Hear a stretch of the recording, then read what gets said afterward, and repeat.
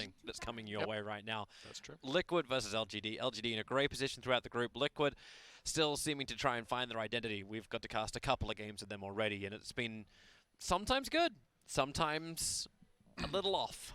Yeah, they've not. I feel like Liquid historically have been pretty consistent in their games. Like, not to say every team has its ups and downs, but usually when you get warmed up, feel like this.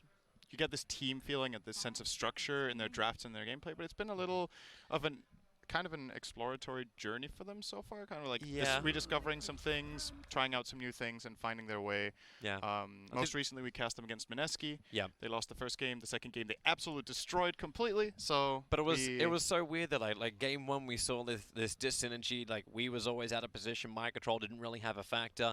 In game three, they just kind of won their lanes. They destroyed their lanes. Every single lane. So like it was like, hey, let's pick comfort heroes in both of our drafts, but in game two, the comfort just worked. Even though, technically, I think Mineski did give him a little bit of space to make it work. Yeah, they did. And this was one of the comfort heroes that they did run. It was the Elder Titan of GH that they played in that game. But it's a valid point to raise, right? And we've had the pleasure of casting 4 Liquid games so far. We cast them against Newbie as well on day 1. We did. And I think one of the things they need to work on the most right now to get back to the form that we're used to seeing them in is that mid-late game cohesion of the team, where, yes, this last game against Mineski, they crushed all 3 lanes, so the game almost played itself for them past the 15-minute mark because they were so far ahead that they had a lot of margin for error. But in the games against Newbie, for example, where the games were kind of closer, it seemed like once the game got later, they were making the better decisions. Same in game 1 against Mineski. And what we want to see from Liquid, obviously, going into the series against LGD, who have been looking good, like you said. They're 4-2, I do believe. They have been having better results so far. Is if you want to compete with a team like LGD, you need to be able to play them in that mid-late game. You cannot rely on winning 2 or 3 lanes every single game. That's not really realistic at this level of competition. So, as far as LGD goes, they've been banning some of Liquid's trademark heroes. Io and Chen, I think, has been banned against Liquid every game we've seen them. This Beastmaster, they have got their hands on a couple of times and played. Whereas Liquid are choosing to take out the Enchantress of Chalice, the Leshrac of Maybe, and then finally the Ogre of... I'm not sure if they've been playing that on multiple roles or just on support for FYI. I think maybe they've played it on Chalice one game. Not sure. They were struggling against that Ogre against Mineski anyway. Maybe they're just like, we don't like this hero. Yeah, let's just take it out. These are the things that have caused us a couple of problems, especially... It seemed like any of these just like this early spam and easy cheap stuns that could be coming out. Like Liquid seemed to like to wait a little longer for like the 5-6 minute mark and then be ready to fight. But Ember Spirit comes up, so this is going to be another bit of a comfort for Weeha and let him shine with his own talent to make this hero work. 10 seconds remaining. He had a not very good game earlier today on Ember. Yeah. And there were a couple of problems for Ember in that game. He was playing against Moonlight Shadow and multiple stuns, so in this game, if it's more of an Ember game, then maybe he'll have a better time. But I find picking Ember in this slot when you don't really know your matchups a bit dangerous. Perhaps Liquid consider Ember good in lane against Tide, so that if they need to, they can put him in a side lane and just have Wee play there and put Miracle mid. Because Ember, one of his strengths in the past has been that he can be played both the mid and the safe lane role. And if they have this... Miracle also plays Ember, which we shouldn't forget. Yes. So both players could be playing this hero. But is it a little risky too? Because LGD could now just pick up something like a Nyx Assassin and just start roaming ganking, using Spy Carapace as like that instant stun to get the control on the Ember. But maybe it doesn't work as well with the SD follow-up. Like you want something else. I don't know. Ember is a weird hero in the sense that even if you counterpick it, in some games Ember is still going to look really good. It's very volatile by nature. It's about having the best vision. It's about getting the jump. Or other heroes, it's a bit more straightforward how you counter it. Like you could pick Nyx against Ember and you're like, yes, we have a counter to Ember, but you still need to find the type of fights, and the game needs to be played in the type of way that Nyx beats Ember, which is when Ember is split pushing and gets caught by the Carapace. But if the team groups up and have sentries, all of a sudden the matchup doesn't really go that way anymore. So it's a bit situational. Yeah, Nyx came to mind too, just because of the laning phase we saw. Like one of the games we cast on day 1 was an SD and a Nyx that will run in support combo.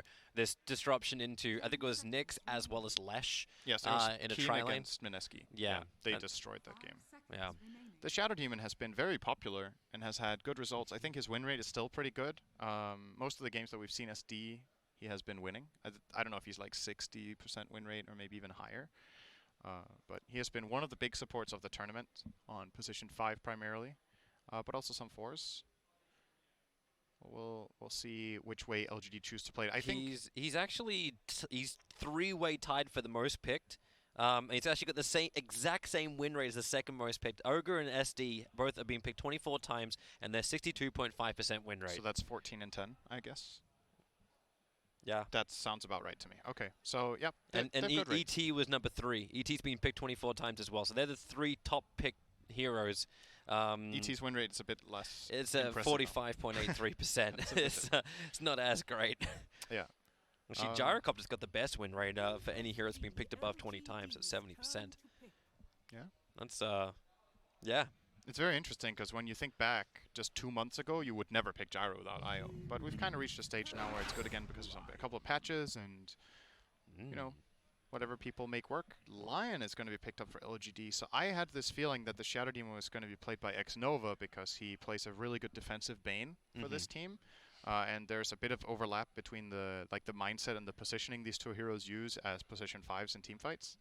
But with this Lion, both of these heroes could be 4 and 5. You don't necessarily know. Perhaps that's the logic here for LGD is they want to wait and see what the core matchups are. Shadow Demon is exceptional against certain cores, and Lion is good against others. And on top of that, they're both kind of good against Ember. Just to throw the question out there, obviously there's some broken mechanics with the IO mids, but are there any other supports in your mind that can actually be starting to be run as cores as well? Not that LGD need to go like a little ham on this, but Pugna. That's problematic for Lion to say the least.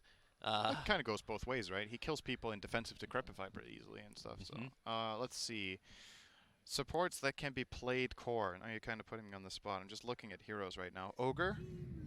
Absolutely. Yeah, we've seen him. Hello, Gyrocopter. Welcome back again. Silencer for sure. Silencer would actually cause so many problems for... actually, not that many for Liquid. It'd just be problems with timing. In the past, we've seen some position 3 Crystal Maidens. Haven't seen any of that this tournament so far. Dazzle is kind of mainly a core nowadays, but also has the ability. I mean, there's enough when you go through them, but none of them are like really appealing.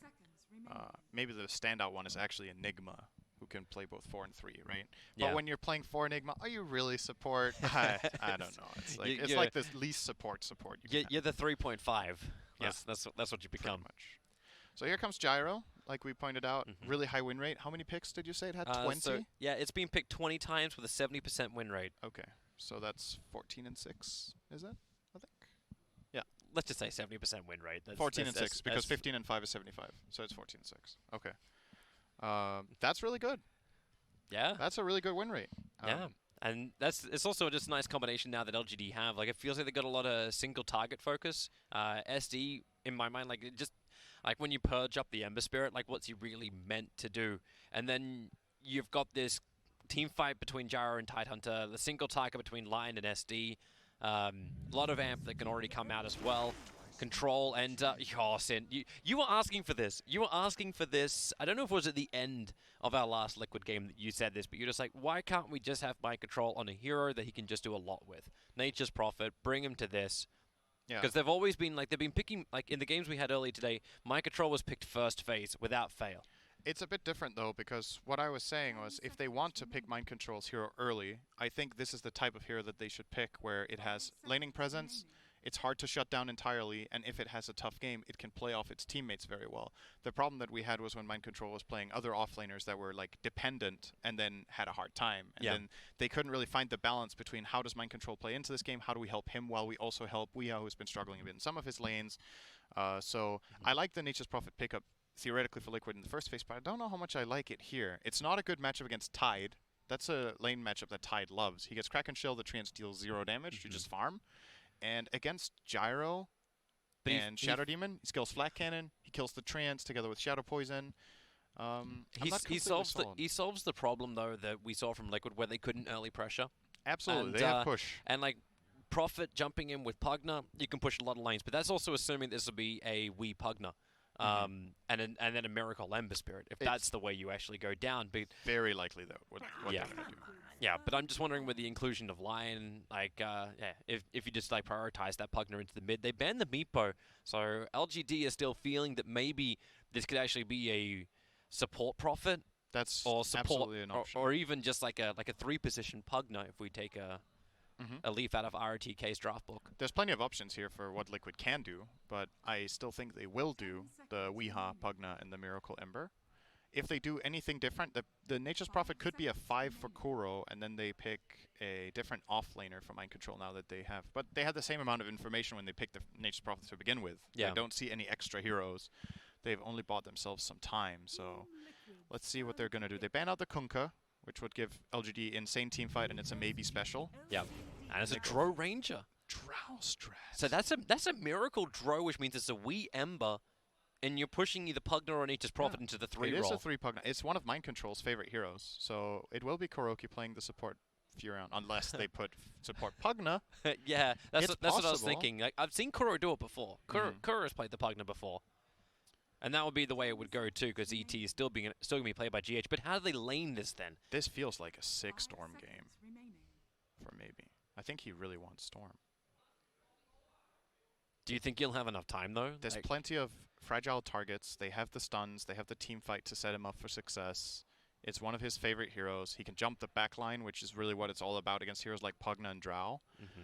but if they he have to doesn't be have considering immunity him. though, like and Drow hits the gust, he could be like really heavily For sure. trapped. There's always the danger of that happening. Okay, totally different direction. This Counter is- the team fight into a farm kind of lane. Sure. This is another hero that's really good it's against Drow. It's in actually a different way, Weedro, Miracle Ember, though. And Kuro. and Kuro Pugna. So Mind Control is the Nature's Prophet, and that puts GH and ET. Okay, so this Naga Siren pick is also really good, because if this game extends long enough, they have very few tools of dealing with the illusions. It's a very common counter pick when Drow started getting popular. People started experimenting with Naga Siren, because if there's one thing Drow is bad at, is killing multiple targets at once, until Yeah. she's like 6-slotted and has the Tesla build. It's hard to deal with the Naga. Hey, she's fantastic once you have Acronym Scepter and the Mjolnir. Like then you can kill multiple targets at once. but it takes a while. It takes a very long time. And maybe we'll be playing a mid-gyro. That's kind of no one-esque from the past. Mainly no one stands out to me as a mid-gyro player, but yeah. Okay, Well, so for me, the original was Fada. that's true. He was playing it a lot too. He was the original. He was the one who was like, I'm just going to skill homing missile, max that first. So we've been talking about Liquid as this, like, in this phase where they're kind of showing all sorts of things, and there's not like any. This isn't necessarily weakness, by the way. Playing a lot of different stuff can be a strength if it's done well, Yep. and it can be a weakness if it feels like you are struggling to find your groove. You mean like they're just drafting this because they need to push game? Like push game is the game you go to when it's like, well, I don't know what other game I should be playing right now. It's like, I'm not judging. I'm not saying it's bad or good. I'm just saying what we've talked about. This is even more new stuff from Liquid. They're playing a Yes. Drow strat. They're playing a support Pugna. There's a lot of new stuff being pulled out here, so I feel like either this is going to look amazing or it's going to fall flat. And judging from how Liquid's tournament has been going so far, I think there's reason to be a little bit concerned for them, but let's see how they pull this off. Their laning is something very special in this game. I love these pitches. I don't think these are the right lenses. Ha ha. But we do have Mind Control and the Nature's Prophet, which is an absolute treat. He is exceptionally good at this hero. Yeah. What is that face Might from be his GH? absolute best. Support Pugna? That's his face for support. That's just his face. Are you sure, Kuro? It's- Yeah. LGD, I think it's fair to say they have more of like a straightforward draft in a sense. Like this Yes. is more standard for the draft, or for the meta right now. It's more standard for how they usually play. What I would like to see out of Liquid to try to execute this strategy is tempo. Like, you gotta play fast. You have a Pugna, a Nature's Prophet, and a Drow. You wanna start taking towers. You wanna limit the map from the enemy, because if you don't and they start farming up on Naga and Gyro, I really don't favor you later in the game. Like, there's this mid-game timing that you have to hit. Get auras, get like pipe against the Gyro and all the magic damage from the other heroes, and see what you can get done. Well, let's see how this goes with the laning, because you know, whenever you have a support Pugna, the laning is always a little bit spicy. And I actually want to see how LGD handle it. We've spent a lot of time talking about like Liquid, mainly because we've seen these guys a hell of a lot, and we know they've got a lot to really try and prove at the moment. But how's the combination work with LGD? SD as well as Lion. It feels like they can always just catch at anyone they want. And X-Nova and FY are just sitting on bottom lane, trying to make Mind Control's life an absolute living hell, which is normally the job of the Nature's Prophet. Like, we've seen Blightstones with just Treants harassing out all the supports in the lane, but at the moment, X-Nova and FY, they're just messing up the lane so Arme gets a really great off-lane Naga. Yeah, so what's happening here is they're zoning off the Nature's Prophet and they're blocking his own creep wave so it gets into tower, and what that will do is it will force the wave to get pushed out really quickly. And now that Mind Control has TP scrolled down here, if they wanted to lane swap, they could do it right now because the Nature's Prophet's here. However, once he gets level 2, of course, he can skill teleportation. So they put some good pressure. GH is going to arrive bottom to try to help. He wants to face the tri-lane so he can get most value out of his Astral Spirit. And because of that, LGD are like, nope, we don't want a tri-lane after all, so we're going to send the Shadow. So yeah, well, let the Naga Illusions do their work on the bottom instead. yeah, well, some decent damage being done to GH bottom. Not too shabby. Yeah, he's got a lot to work with, though. Still got the Stout Shield, and Mind Control's got the Ring of Basilius up and running already. I think this is a good start for Liquid as far as the lane placement goes, though. I think they wanted to avoid Nature's Prophet against Tide, and it was a bit of a rock, paper, scissors thing. God, GH is really not giving up on FY. Trying to beat the crap out of him underneath the tower. One quick Earth Spice, going to at least keep GH onto the tower. He's not going to go onto the tier 2, however. No matter how hard he thinks he can push that, Lion's still got boots and still has really good movement speed. I'm interested to see how Wee does in mid. It's always a fun thing with the Drow Ranger when you're actually able to run the mid because you're guaranteed to get these very fast levels up and running. Yeah, the level 6 in the past was obviously extremely powerful for the Ancients, but now that that's changed, I'm curious how they're going to approach it, if they will still put Weeha in the jungle on Drow and just farm big camps, or if they're going to try to use him a little bit still for lane pushing. This is a hero we don't see very much lately. Has it even been picked TI until this? I have not seen a Drow game at TI until this one, out of all the games I have watched. We haven't watched every single game, but we've seen a big sample, and it has been picked, we're being told. Okay. We have an area yet. It has been picked. Maybe once then. God, FY, don't be down that far. The Earth Spike again, trying to create a little bit of extra space, but GH has the movement speed. That's to be first blood. Perfect hit, perfect block, and that's first blood going the way of GH, and Arme even being body blocked up by these trees. This is why you love watching Mind Control on Nature's Prophet. He makes life so hard while Chalice will go down to Miracle. Up on the top, another spike. GH in a little too deep underneath the tower. He'll die to the tier 2. And FY would like to go for a little bit more, hitting into Mind Control. He'll need his Spike back in order to get this kill, but he's got full mana, and that's going to be Hex as well as Spike. But Mind Control, enough life and enough armor. He just backs up.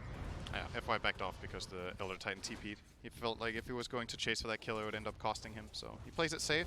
Nature's Prophet will TP back with the scroll, and then TP back to the lane with a teleportation spell. One thing that only this hero can do this early on in the game. Obviously, no boots of travel available to anyone 3 minutes in, but this guy can technically play like he has boots of travel, so very nice. Yeah, that was excellent body block from Mind Control, and the Impale from, or the Earth Spike from Lion when he came back, just as good. GH is doing so much damage again. Up with the 61. Just runs in, tries to use the side camp, but the Hex is from FY. This is the upside about this Lion. The double levels of control through the Hex as well as the Earth Spike. X-Nova would like to get a bit of a crack in towards mid, but he's right underneath the Radiant Observer Ward, so that means Liquid know there is an opening up on top lane. Yeah. There's some cool synergy between Flame Guard and Decrepify, but unfortunately then you can't slide a fist or attack meanwhile, so... You'll have to do better than that. Is we actually global taunting X-Nova at the moment, even though like he didn't reveal the Observer Ward's there? He might be. It's like, you've got to do better than that. Don't just stand... just getting no experience whatsoever near the mid lane. Because this is a waste of an SD. He's been waiting here for a good minute now for an opportunity on Weeha, and Weeha's not giving it to him. Yeah, Weeha at the same time is also winning the lane, so he's doing an excellent job on this Drow mid. This is not a matchup I have very much experience with, so I don't know how it's expected to go, but always feels good to be up 500 gold without getting a kill at 5 minutes. He must have forced out a couple of salves on Somnus, I guess, with just flat out right clicks with the frost arrows. Because the CS isn't that different. Like, it's 21-5 to 25-8. Yeah.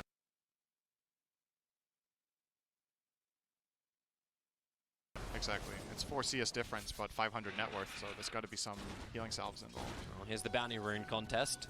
So Ember will take the one up on top. SD, for all that long wait, he was able to claim the other bounty rune.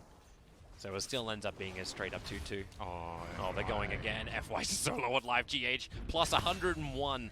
I think, yeah, 159 damage is enough to get a kill on a support lion. Yep. And there's not a lot Arme can do about it. You start to wonder, like, do you need that extra control point? Just 1 point in snare for obviously diving Elder Titan time and time again. It could be pretty good value, actually. You know, we've talked about this before with Naga Siren, how the trade-off is if you skill and snare, you farm a bit less, but it gives you some other play potential. Nice juke from Arme. They are coming for no idea we. which one is real. They are coming for we. FY's around the back. X-Nova's there as well. The Observer Ward was already placed. Gyro 6. We 100% knows that something is wrong. He can scan if he wants to, but... He could also ult chat. You have to do better than that. GH is making another run on bottom lane. Arme is just being forced out. And this is exactly what they wanted, though. Fortification being burnt. Kuro will just keep, like, level 2 nether blasting out. While up on top lane, goodbye Chalice. The jump in the back lines. X-Nova will be able to get disruption off. Combining with the call down. Somnus has arrived. Miracles, actually, sorry. Yeah, that TP out will not happen in time. It's important they get this return kill because the supports are spending so much time not accomplishing anything around this mid area. And FY actually getting his Earth Spike out over on Nature's Prophet. Arme was staying right on top of Mind Control. It felt for a moment like the Sprout was meant to be the initiation onto FY, but it turned the other direction, and Mind Control will have to burn the south. We're going to have to put Chalice mid since Gyro TP top, so he will be laning against Drow as Tide for a bit. And how much damage can FY really take? GH comes in, and here we go again. Plus 162 damage. He just needs to hit once to kill off FY at this point. That's a very quick safe lane tower, or off lane tower rather, taken. LGD lose their off lane tower minute 7, and that... But you're expecting this, though, when you have a Prophet as well as a Pugna. Even though you have Prophet and Pugna, it's still fast, because this tower is generally not that easy to push. Maybe you would expect them to take another tower on the map, like the top tower usually is the one to fall first, but with this rotation onto the Nature's Prophet's lane, it's just a very natural move, and they know that Gyro doesn't have TP to defend since he's top. Speaking of top, by the way, oh, he mistimed it, just barely. The homing missile hit during the disruption for just a moment. They can't get the kill. That would now Mind Control is going to arrive. Somnus, the ET Stomp's going to put him to sleep. He's instantly woken up again. As the cooldown creates some level of space. Hex from FY, he's going to arrive with a follow-up Earth Spike. Miracle will go down. X-Nova will lose his life for this too. As FY drains GH dry. Yeah, the attention definitely moved up towards top lane as Mind Control's arrived. And everyone's just enjoying this plus a 61 attack speed. Obviously, everyone apart from the Elder Titan, but that's the other way where you're able to just push down these towers. Yeah, we definitely shouldn't forget the impact of the Drow Aura for pushing the towers too when he activates that for the range creeps and for the siege creeps. At 10 minutes, Liquid will absolutely be looking for minimum 1 tower, maybe even 2 when the siege creeps start coming out, so keep an eye on that, and keep an eye on Mind Control, because I feel like Liquid will want to come back to him top very soon. They're going after Miracle. Tower, but for now, yep. They want him before he's level 6. FY's coming in from the side. They can easily get the Hex and the follow-up done. Even a Ravage being triggered, stopping the Elder Titan, making sure nothing was going to come out from his stomp. FY, however, GH has hit so hard, plus 166 damage, because all the heroes got hit by that as Mind Control beats into Chalice. But that's Chalice. That's a huge-ass Tidehunter. It's a huge mistake, too. That's just flat-out miscommunication from LGD. They full-on stacked the Earth Spike and the Ravage, so they ended up not having enough stun duration to take out Miracle, and then they also lose a hero in the process, getting killed off by the Elder Titan. That is really bad news for them. And because Ravage is down, like that's the one thing that would have stopped Team Liquid from pushing. Yeah, now they're just like, cool, no Ravage, let's go mid, let's go top after. X-Nova's going to make a copy of a copy of a copy. Mind Control. I've already taken the tower, however, so all this does is just make Liquid think twice, like, do they want to keep going into the tier 2? I feel like they'll go top, or at least 1 or 2 heroes will go up there. For now, it's Mind Control going up and probably going to be spawning some Treants, and then see if he can get the tower on his own, if LGD even want to try to defend. Honestly, I just love this from Liquid. I think, you know, you've committed to this pushing style, you have to play it like this, and the enemy team picks Naga, you double down on it. You go as fast as possible, and they're playing very aggressive Dota right now. I was thinking X-Nova would actually try and do something about this, and all he does is throw down a defensive Observer Ward. In case Liquid want to get a little over-aggressive while up on top. Mind Control, Somnus and FY working together nicely. He didn't think they were going to try to defend and catch him out there, but they did. It's going to cost them a bounty rune, though. It's really good though for FY. Now he can get a little bit of space up on top. He can get his 6. So that kind of roaming gang can happen a little faster. It actually cost them 2 bounty runes. Liquid got 3 and 1 Treant denied the 4th one. So Mind Control's death actually kind of was just flat out worth it. And LGD are in defensive mode now. Somnus has just gone jungle. Chalice has gone jungle. The supports are the ones that have to stand inside the lane trying to get that level 6s because they need the purge against the Ember Spirit, and they need the finger, which Lion now does have. The finger is really useful this game. Yeah. As long as he can avoid Netherward, then yeah, he'll be very happy. Even then, it's a support Pugna. The level of Netherward is not going to be high until very late into the game, and you know, finger is only 200 mana level 1. It starts being really scary on level 2 finger because the mana cost goes up so high. But level 1 finger is not that bad. You can cast all your spells during Pugna Ward as Lion without dying. He has Tranquil Boots, is going to start healing up after. It's alright. So is it worth keeping finger at a lower level? Maybe very situationally. I mean, the cooldown reduction is really important. We're about to have a big fight up on top. The wraparound from Somnus as well as X-Nova. Put their Observer Wards down, and now Drow Ranger into the call down with the Purge. Weedhound won't be able to walk away from this one. He tried to TP, but that won't work either. With the flat cannon damage, GH and Mind Control back under the T1 tower. They are in relative safety, but Kuro's caught on the wrong side of the tracks, running away through that dire Observer Ward. But X-Nova and FY can't close the distance. Meanwhile, Mind Control and Miracle make the most of that on bottom lane. They're pushing the tier 2 tower. Song of the Siren's already been burnt from Arme. It allowed him to escape back out. So he can't just instantly attack in, but FY still can't do that much. He doesn't have finger.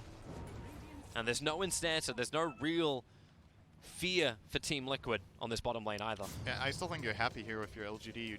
You need to buy time, right? It's a Naga game if you defend your towers, and it is a good Naga game, not only a Naga game. It's not like pick Naga and just play safe and then you win. You know, it's not that simple, but in this game it is a really good Naga game. So if you enable Ame to get toward 2 or 3 key items and you buy time and protect the towers that you can, you're doing all you need to do. You don't need to find a lot of kills.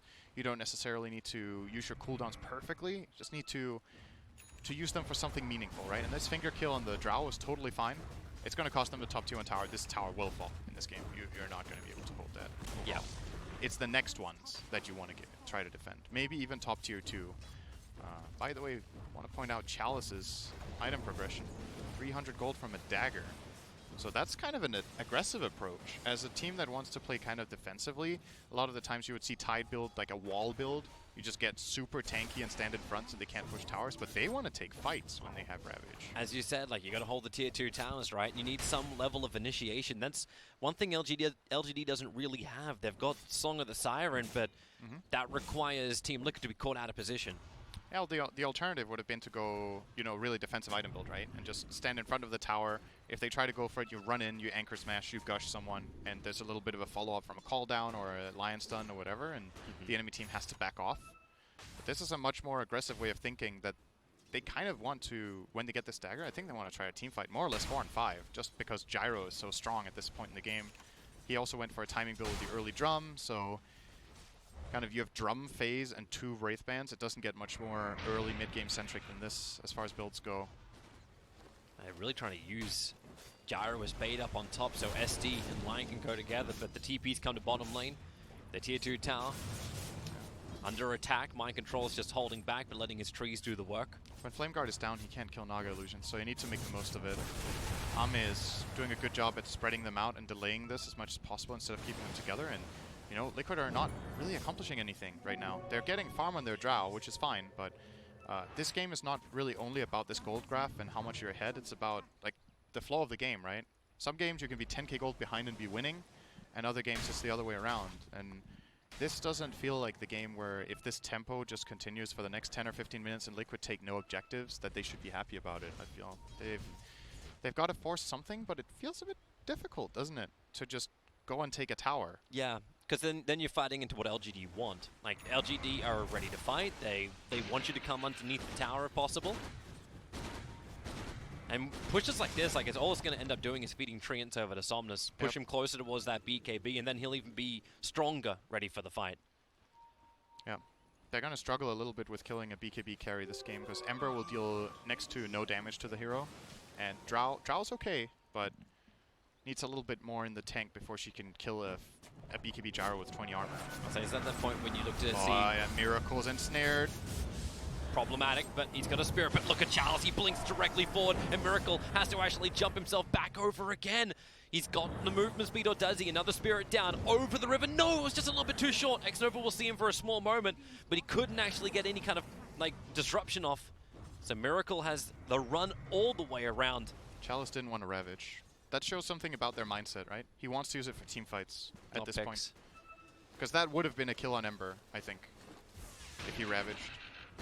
But, or maybe he's a little bit cautious now because they overlapped it last time. He's like, uh-oh. Xnova's caught out. He got one disruption, trying to cut free of the Sprout of Mind Control, but that's one very dead SD. Easy kill. He got a ward down. Let's see if Liquid identify this and get rid of it. This is a fine word. It's going to give them good information about how supports are moving across the map. And again, just buy them that time. This is definitely not Ame's best farmed Naga game, but for now, it's good enough. Liquid's 4K gold lead is definitely good, but you see it on the win expectancy graph, right? I'm not saying this graph is the holy grail of everything, but you know, a 4K lead minute 16, in some games this graph is 80%, and in this one it's 50. And it's because Gaben has seen a lot of games of Naga against Drow, and Gaben knows that Drow is good, or that Naga is good against Drow. Yeah, if you don't get that early pressure, she'll end up just getting on top of you. So it's good. It's good for now for Liquid, but you got to keep the ball rolling. You want to get Roshan. You want to get towers. They have one medallion on the Elder Titan, and do they have? Is anyone building Deso or something for towers or Rosh? Not right now. I don't think they can. You got an Atos on Kuro. He actually completed that a couple of minutes ago. Interesting. So you're getting Maelstrom for Mind Control, so he's very much focused on clearance and side push with Magical. Army is working towards having a Manta style. As we get our Hex off, it's going to be Ember Spirit, very much caught out. FY, he could have actually committed the Finger of Death. Remember, that gives that plus 40 buff. I think the cooldown's more important. I'm a big fan of not using it to just amp it up. You keep it, because the spell is more important than the plus 40 damage for the next time. It is, after all, a 160-second cooldown. I suppose it's, yeah, it's still if the level 1. If you have Ags and level 3 ult, I mean, fine. Steal whatever you want. But for now, keep the cooldown. Because now he might get a secondary kill because he saved it, perhaps, up top. And let's keep in mind with the gold graph that we talked about, the 5K lead for Liquid, that was with 0 towers taken from LGD. So in terms of raw farm, there's just more available for the taking on the map for LGD if they get a couple of towers eventually. So it's a little bit misleading in the sense that if you imagine these 2 towers are down, it's actually only a 1K gold lead. And that's not, it's not that much. Unless Liquid can control the map and actually use this tower control to control more of the map than 50%, LGD is doing fine. Oh, here's your Rod of Atos going to work right on top of FY with the ET Stomp. Chalice is thinking about jumping forward, and he'll think twice about it. Also, go with that DD. They Mind Control, jumping himself forward, ensnared up. Chalice still has that Blink Ravage available. Mind Control's low. Xnova starts creating a couple of copies, but where's the extra health? Now the Blink Ravage comes in, right on top of Mind Control. Enough damage, it should be. He's actually hiding inside the Sprout, beginning his TP out. The Anchor Smash won't be enough damage. Mind Control will get away to safety. And the ET Splitter, how much have they got? Ame just wants to reset things up for a second. And he'll TP away to safety, but the Rod of Atos, it cancels it! Kuro kept the range! Ame will die, and Miracle will claim his second kill for that fight. Oh, Kuro just knew exactly where to be. Right place, right spot. And they'll go in for Roshan. Ravage is down, they feel confident. No Song of the Siren either. Then no buyback for the Naga, so they can't even scout. But LGD, they want to contest. In they jump, hit the Anchor Smash. Somnus, what have they really got? The cooldown will begin, but the Rod of Atos once again controlling up Somnus. The homing missile goes towards Weeha, but Chalice, defensive disruption. Xnova trapped inside the Sprout. They've got a little bit more damage, not just a little bit, a hell of a lot more. Miracle jumps in for the double Searing Chains. A double stun will be nice, but he's still burning in the Flame Gun. Miracle, even while napping, is able to kill LGD. Oh, that's so much more than what Liquid came for. They not only get the Roche, they get 3 extra kills, and I don't, you know, it's always easy to say afterwards, like if you're in that position, you want to try to defend the Roche, but if that call down completely whiffs, I think you get the hell out of there. You just like, you caught your losses. Let Liquid take the Roche. You messed up top in this team fight when you got your Naga caught, and you just have to let them have this control, because eventually Liquid will have to try to use this Aegis to go high ground, right? And that's the real challenge for their lineup.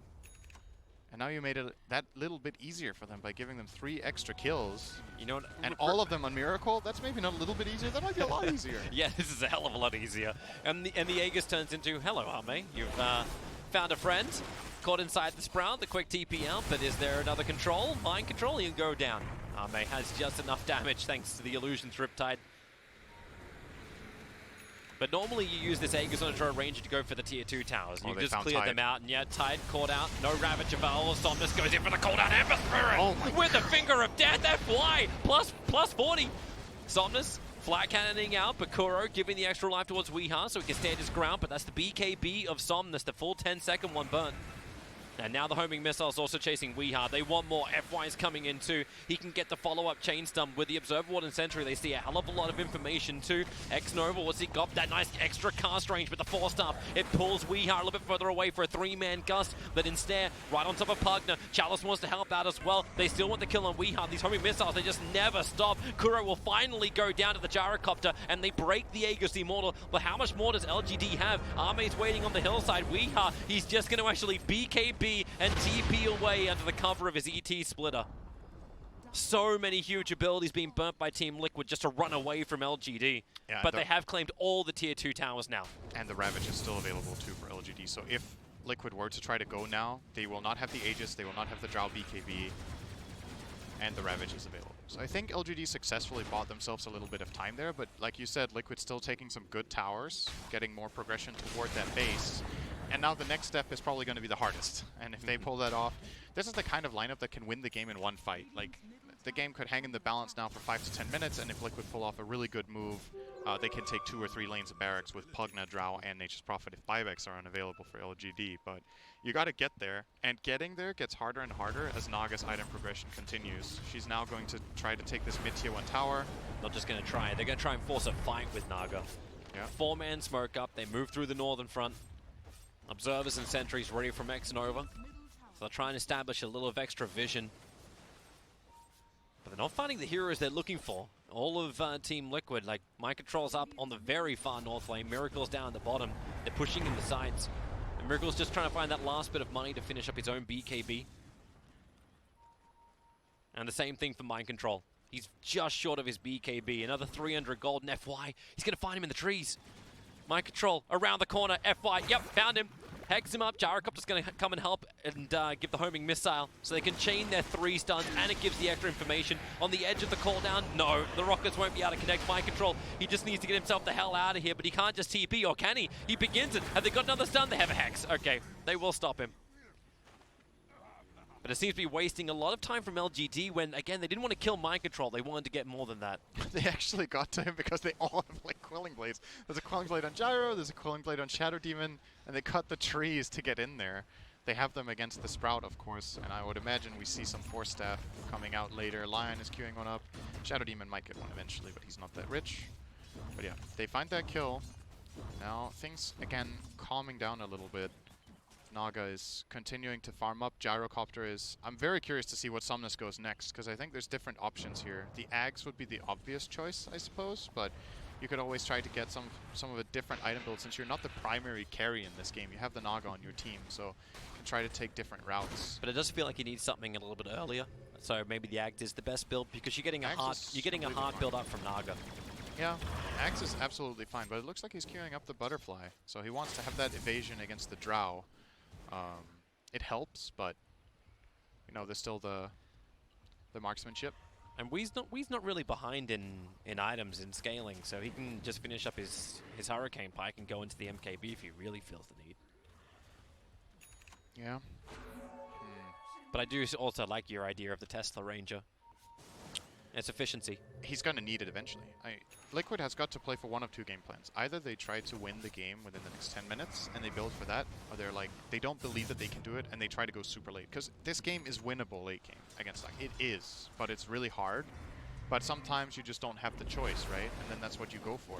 And you do see Weeha starting to do it. He's going Eggs. He's building up the Eggs. He's probably going to get a Maelstrom after that. So they have a way of dealing with Naga. They just don't feel like they will win it in time. And I agree with that assessment. I don't think it's possible really to brute force this, except if you bank on a big mistake from LGD. That's an interesting From TP. Kuro just went right underneath the Observer and Sentry. Finger of Death comes out. Kuro's instantly exploded. What was the plan there? He must have thought they didn't have any kind of extra information, but that Observer Ward saw everything. Charles is going to go down. Weeha's damage output is huge. Is he going to Ravage? Weeha's still BKB'd. He didn't want to burn it. Sometimes will burn his BKB and TP out. Okay, that was the plan. That was the. Is it? I don't know. I mean, explain said plan. sometimes you do bait a hero to set up a fight. It looked like he came in too early, but it still worked out in the end. I thought he was a little bit too quick on the trigger there. But, you know, they got the trade-off. They got a tide for a Pugna and helped their tower. I think they're happy with that. BKB used on Gyro. Drow also used BKB though, so that's kind of an even trade-off, I suppose. But yeah. The big items that are needed on LGD right now are Force Staffs. That's actually just going to be super game-changing. You see how these fights are going. It's Drow running people down slowly, or they get chained. They can deal with Sprout. Like, Liquid's lineup actually just flat-out struggles against Force Staff. It's like the best item against them. Look how many people are queuing it up now. Tide, Lion, and Shadow Demon all want Force Staffs. And you know LGD skill, like they're going to kite the hell out of this, and their Absolutely. positioning is going to be absolutely perfect. And if it's slightly wrong, Arme just song with the Sirens. Heart on Naga now. Yep. Yeah, I'm actually kind of like Whis changed his mind. He's not going for the Aghanim's anymore, and I just as a personal thing, I really prefer efficiency when you get the Maelstrom first and then go into the Aghanim's. But he's going to go for a Silver Edge instead. It's against Tide, but I'm not sure I like this, because again, I think the problem will not be solved by doing this. Yeah, you're going to break the Tide, but they're going to have Force Staffs eventually, and they have Disruption too to outlast this Somnus. Silver Edge. This is I know you got BKB, man, but you're very much alone, and you're surrounded by Team Liquid. All they need to do is get a proper stun. Here's your ensnare. There's your BKB, and yeah. All you need to do is get a stun, guys. Just stun him. Hey, BKB burnt down to 7 seconds. He's already teamed himself forward. ET trying to create a little bit of extra space with the splitter and Wrath of Nature. What? It bounces through. What did he ravage? Good question. Shiva. Miracle. Now jumping forward. Song of the Siren has to be used once again. Is there the Atos in range? There is not. Arme will walk it off just in case. Can we get a replay of that? He might have been blink cancelled. Either that or he was trying to get Weeha on the edge of it in the tree line when he was TPing out. We get a nice slow motion That replay. was PGL production. Maybe he got hit by one treant or something, but I don't think that breaks his dagger. He shouldn't take damage from that. He's getting annoyed with it's like, alright, my 4-staff is done. Won't cancel anymore. I don't know. That was very weird. We actually have a small moment as Naga gets initiated, almost the other way around. Chalice, no Ravage to work with, but it won't matter. Weeha up way too far. Miracle thought he had his target, but X-Nova, defensive disruption. Now finally Miracle will be able to get it up. The Sleight of Fist wears off with a Searing Chain. He's able just to spirit himself away, but Kuro won't be so lucky. Somnus wrapped around the northern side and gets the cleanup pick, and this is a big time. Roshan will spawn up in 36 seconds. So we have to watch the Roshan pit, because that's exactly what LGD want. They do not allow the second. So where is this Ravage? It's I think there. someone was pinging the Drow. I think Naga pinged the Drow, and Chalice tried to get him on the edge. He got hit by Wrath of Nature. Okay. That'll stop it. All right. Because there was the ping coming out at the same time, and I was wondering, is he just trying to clip him on the edge with Dagger on cooldown? But if he did have Dagger ready, that would cancel him. So that's really nice for mind control, so that's what he was actually going for. That's a very, very high skill play. But yeah, in the end, Ravage goes down, but again, Liquid don't accomplish anything with this on cooldown. Yeah. On the flip side, they lose their Drow for Shadow Demon, and the Ravage will be ready again in 30 seconds. So Yeah. So either they do Roshan within the next 30 seconds, which it doesn't look likely. Liquid are at least aware he's alive thanks to the Trinket being killed. And they can really slow this down. This isn't something LGD can just slip in and take. mind control. Oh, wow. Okay. TP forward. Feels like he's a little bit of bait here. He's got BKB available. X-Nova going to disrupt him up. Nether Ward is down. So FY does not want to burn that level 2 Finger of Death anywhere near it. That was kind of a bold TP. He gets hexed, and then Soul Catcher fingered. He almost dies for full HP. You gotta be careful. That's the Weeha spot from earlier today. I mean, he did have a read on where the other cores were, I guess, so that's why he felt confident TPing in there, but not BKBing is very, you know, that's bold. He got away though, so all good. Walks back to base. Just finish up the next item. He's still got to hold his buyback. His surplus is only like 1250, like 1200. LGD But it doesn't matter. He's still going to buy up the Mjolnir. Yeah. That makes him a really big kill now, because he has a lot of damage output and he also has no buyback. LGD don't know that, of course, but Smoke's gonna break. Miracle with the double damage rune. Look how much damage instantly just goes into X Nova. They have the control over on Pugna. Able to find that kill. FY almost killed himself with it, but Miracle will finish the job. The buyback's coming in. SD and Pugna.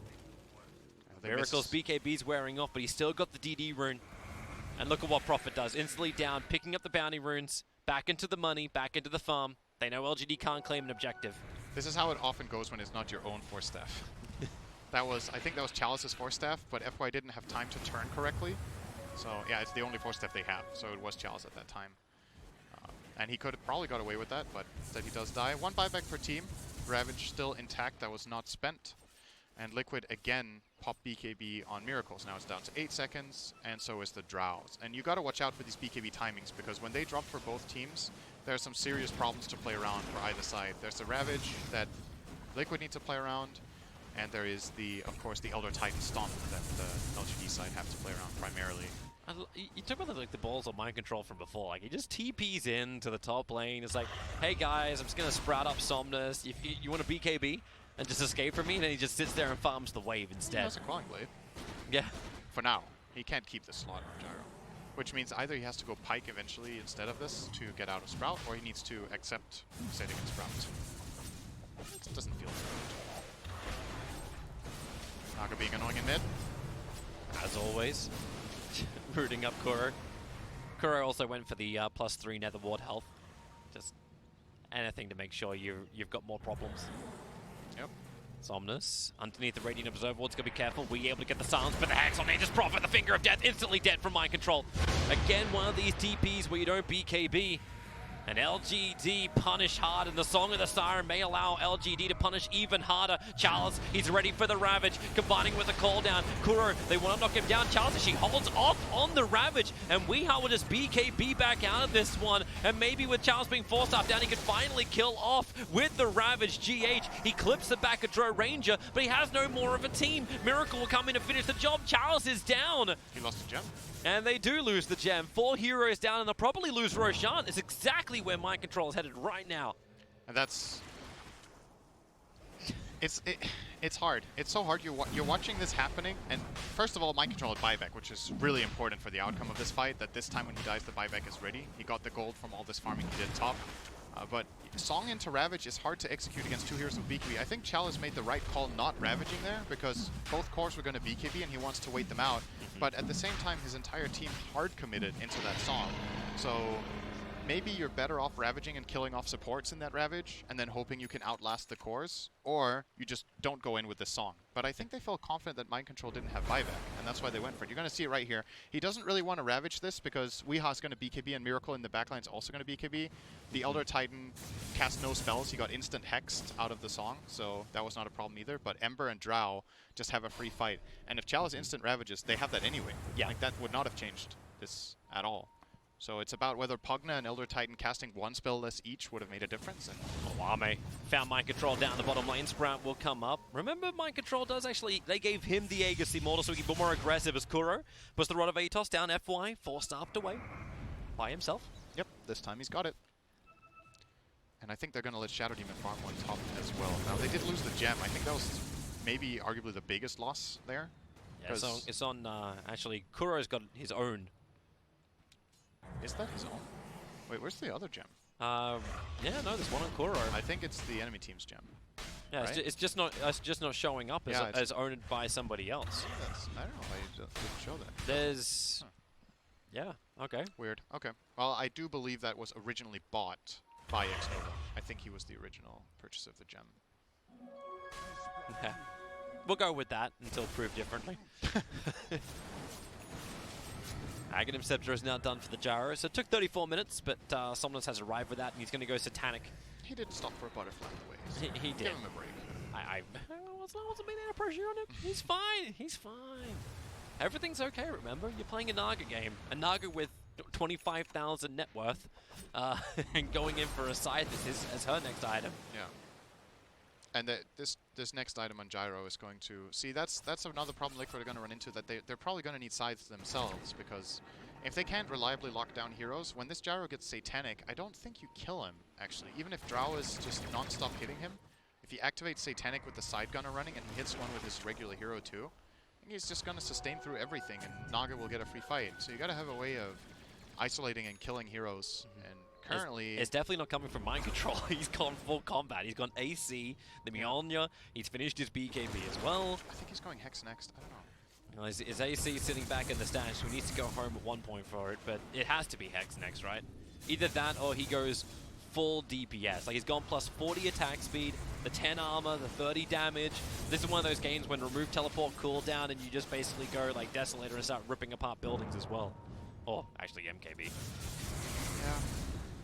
Miracle's going to enter in the bottom. Speaking of buildings, tier 3 towers under attack, and LGD feel a little late to this fight. Miracle. Ooh.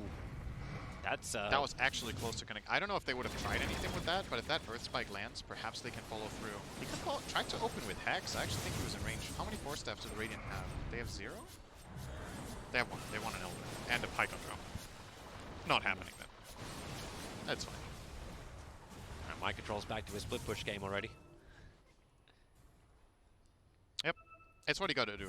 He's played a great game so far, in my opinion, on Nature's Prophet. He's been doing his job. I'm just curious to see what he queues up next in his quick buy, because it's going to say a lot about what Liquid's approach is to the game. Now that Weeha has still not gone for this Axe, they feel like they can deal with Naga. That's got to be Miracle's job. Did I say Miracle for Drow? Weeha? Yeah, oh, whatever. Ember's going to deal with Naga. I think that's the call here, that we think Ember can solve this together with a Nature's Prophet Mjolnir. That's enough.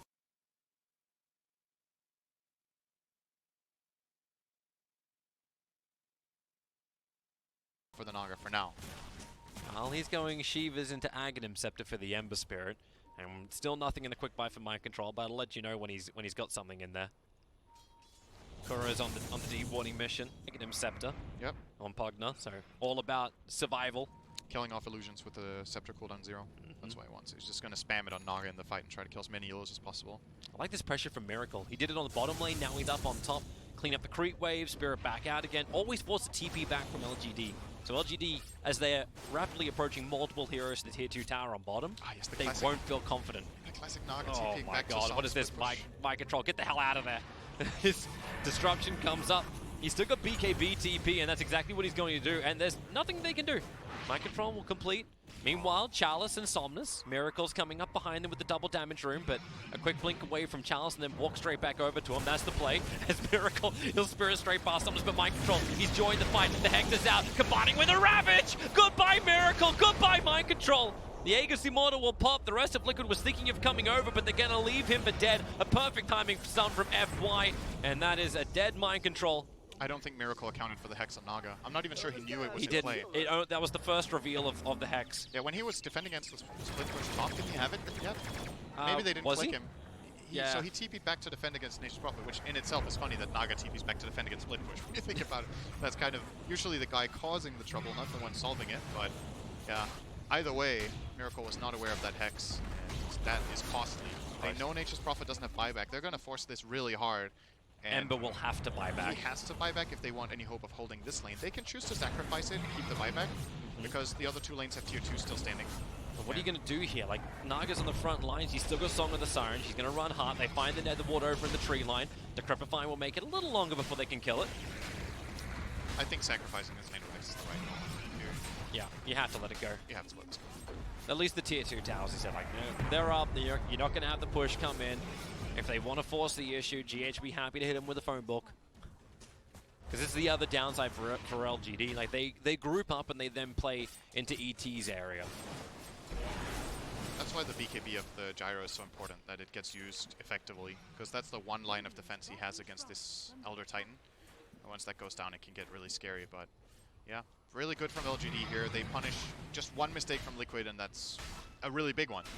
It's a very costly mistake. They were clawing their way back into the game, kind of, in terms of win expectancy, and now we're back to where we were 5 to 10 minutes ago with 75%. LGD just firmly sitting on the map. A little bit more than that now. It's Yeah, about 80-85% now. You should never count out Drow, though, in this kind of game. Like, when it goes late game enough, Drow becomes a very magical hero almost with the cooldown reduction talent on 25. You can do wonderful things. Everything has half the cooldown, including your aura to split push waves.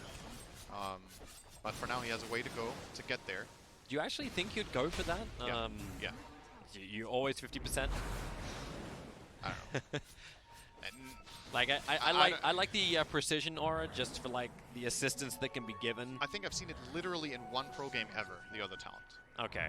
One time, maybe, or maybe it was a puppet. Oh, Kuro's coming out. He really wants that rune. The Hex comes in from the real army. Oh. No protection. Kuro. He has disc? the Aeon disc, and FY wasn't really ready for it. He'll end up going down. Song of the Siren didn't protect anything. Arme just wants to walk it off, but Mind Control, as well as Miracle, they want to try and fight. Nice disc reveal. That's super good value. He blocked a finger with it and got a kill on the Lion. Very nice. Now what's next? Roshan, 100%. He may respawn in 10 seconds time, and everyone's just going to watch it. Yeah. Because this will be the third Roshan as well, so we'll have our extra booty. Ember gets the Shiva. So Miracle is still progressing in the way of dealing with Naga, with both Radiance and Shiva. Oh my God, with Mind Control doing this, I'd love it if he actually had a Shadow Blade.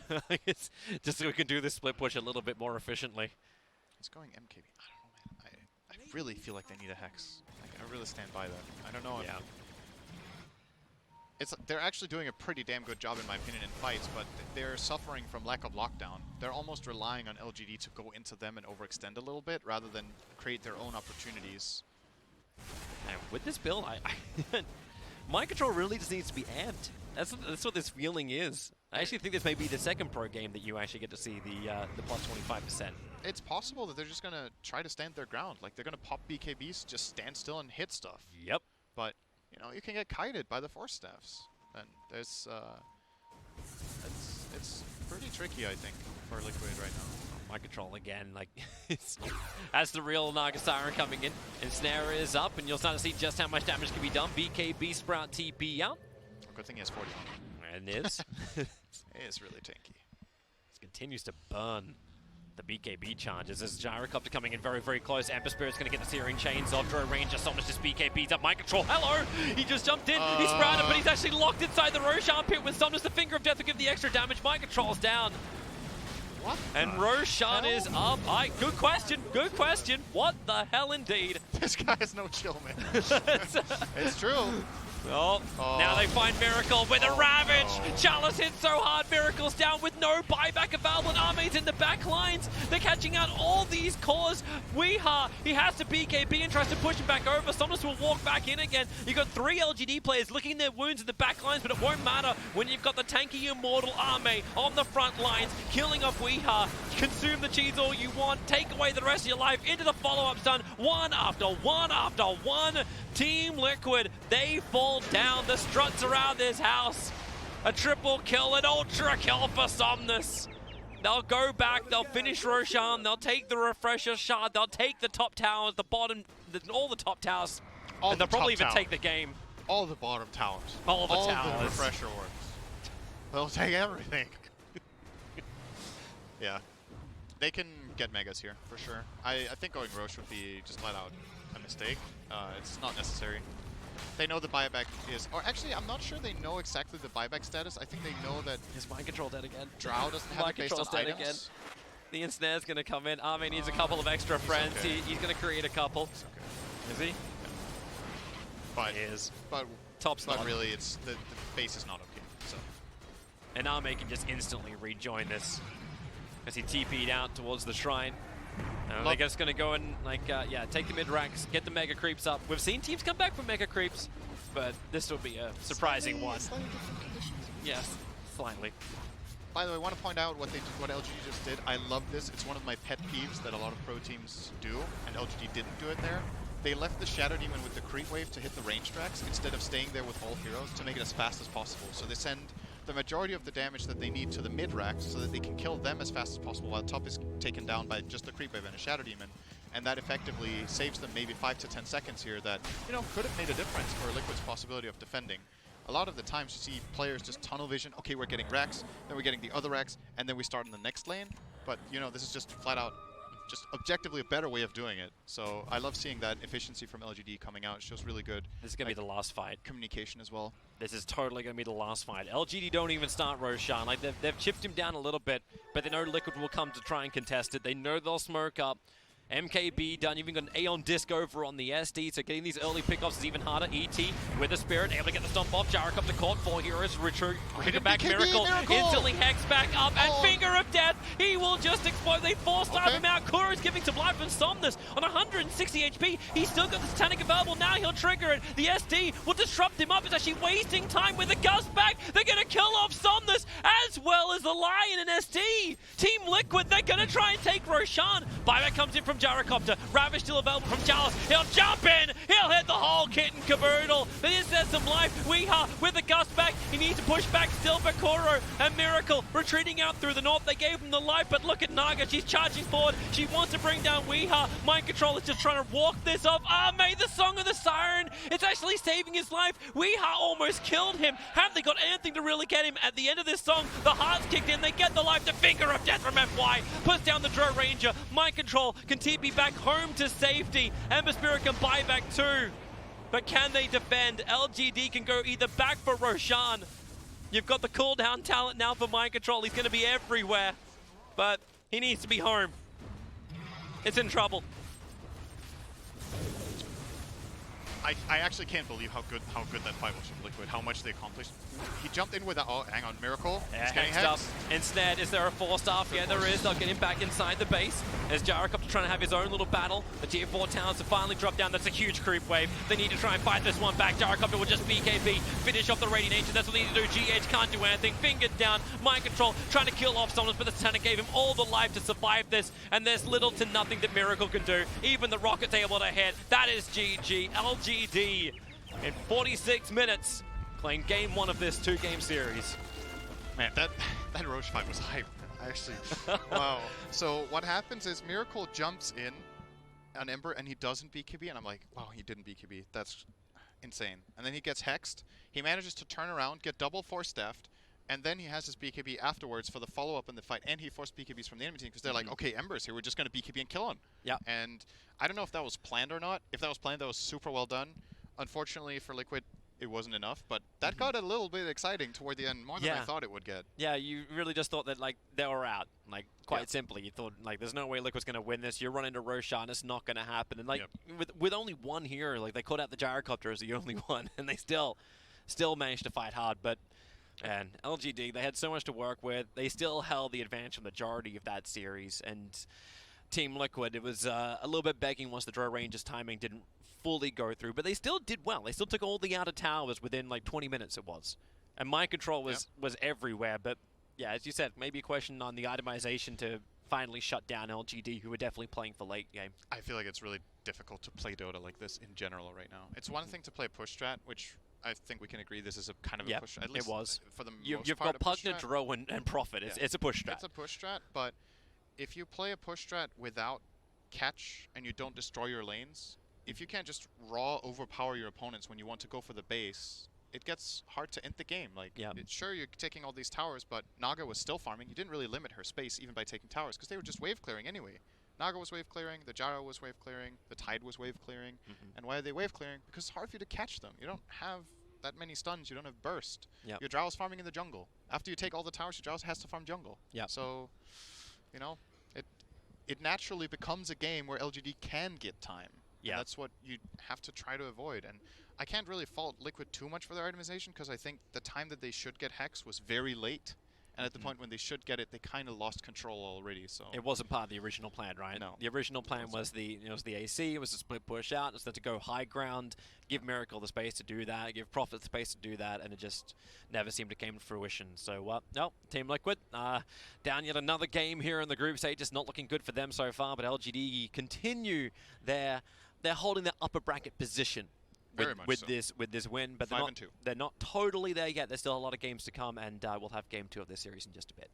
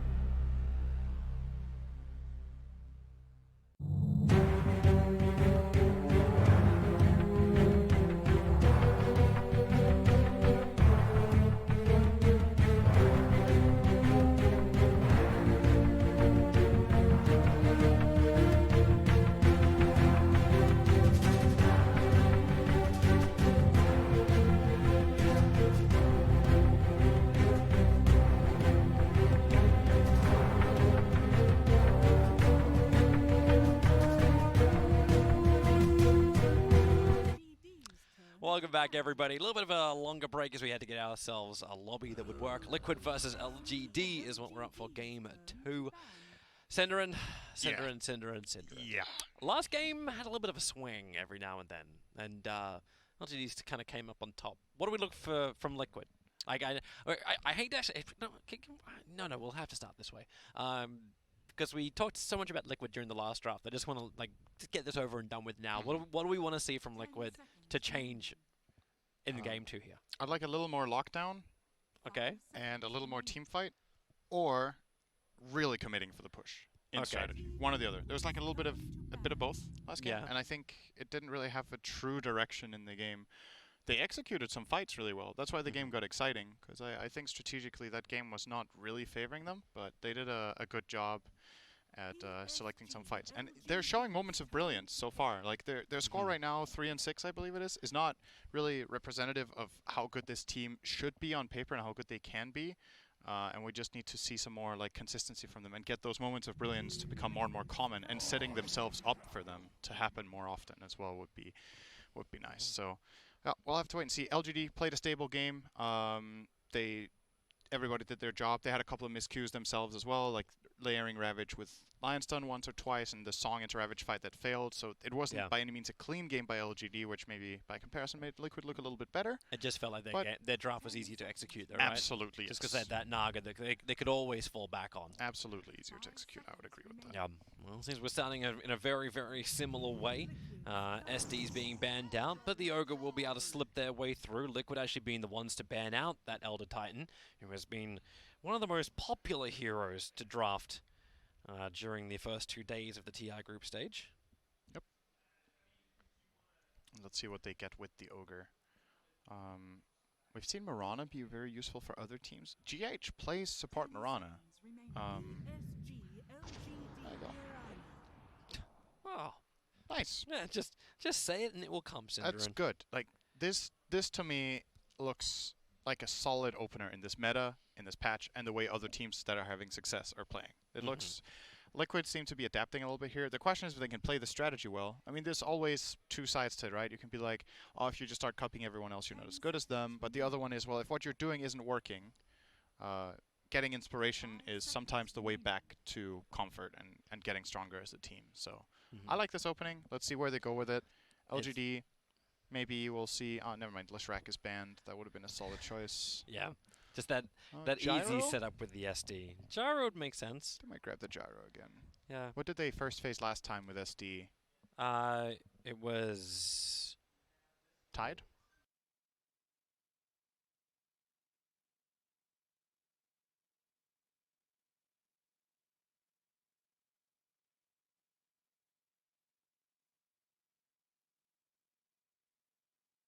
Tide.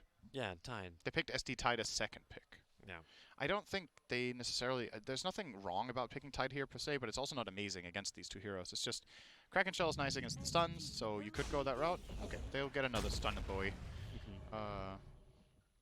Senking's made a little bit of a comeback this tournament. He's been quiet the last month in competitive Dota, but... He's been picked 15 times during this during the group stage. 53.33% win rate. SK is back. Now, I play this hero a lot, so I know a lot of hero matchups very well, and the hero matchup I hate to play the absolute most as Sandking when I play offlane is Anti-Mage. And I think part of the reason Sandking is making a comeback is that Anti-Mage is just not doing very well most of the time. It doesn't seem to be looking very hot. Teams that pick it, at least from what I've seen, it hasn't had that much success, and even if teams know how to play it and play an Anti-Mage game, the hero has some innate weakness right now. So that he's been picked 3 times during this group stage, and it's a 0% win rate. Yeah, okay. It's not a huge sample size to work with, but it's more than one. But if Sandking has been picked 15, I think it's telling. If Sandking gets picked 15 times and only AM only gets picked 3 times, then either Anti-Mage is banned a lot when Sandking is picked, or Anti-Mage is considered a weak hero. Anti-Mage has been banned twice. Yeah. So Sandking is just getting picked and not countered by AM, which is, you know, it already makes your matchup better. There's some other matchups that are annoying, such as like Slark can be tricky. Liquid themselves are going to ban that. It seems like they have they even played it this tournament? I think they banned Slark a lot. So they don't have to worry about the Amit Slark. He plays a really, really good Slark. But at the same time, it's also a hero that can be annoying for Sandking in that laning stage. So now that is gone. You're kind of removing the best heroes against Sand King in lane at that point. Like, there's other heroes like Monkey King can be annoying, but Monkey King is not really a side lane hero in Pro Dota for the most part. So It actually just feels like Liquid are banding out the heroes they like as well. They're taking out now the True, yeah. Terrorblade. Obviously LGD can also run this, but it was something we saw Miracle play earlier today. It was kind of like they're all in, but we're going to get Weeha's Alchemist pickup. It could go into the safe lane with Miracle. We have seen that during day one of the tournament, but for now I'm fairly certain we'd see that in Wii. They basically banned out the two best carries that Ame plays at dealing with Alchemist. That's what they did. Slark and Terrorblade are both good against Alchemist, and especially Slark right now is kind of coming back. Terrorblade has been picked very little this tournament, but yeah. Slark is definitely a threat too. So yeah, what's Ame going to play to deal with this Alch now? There is...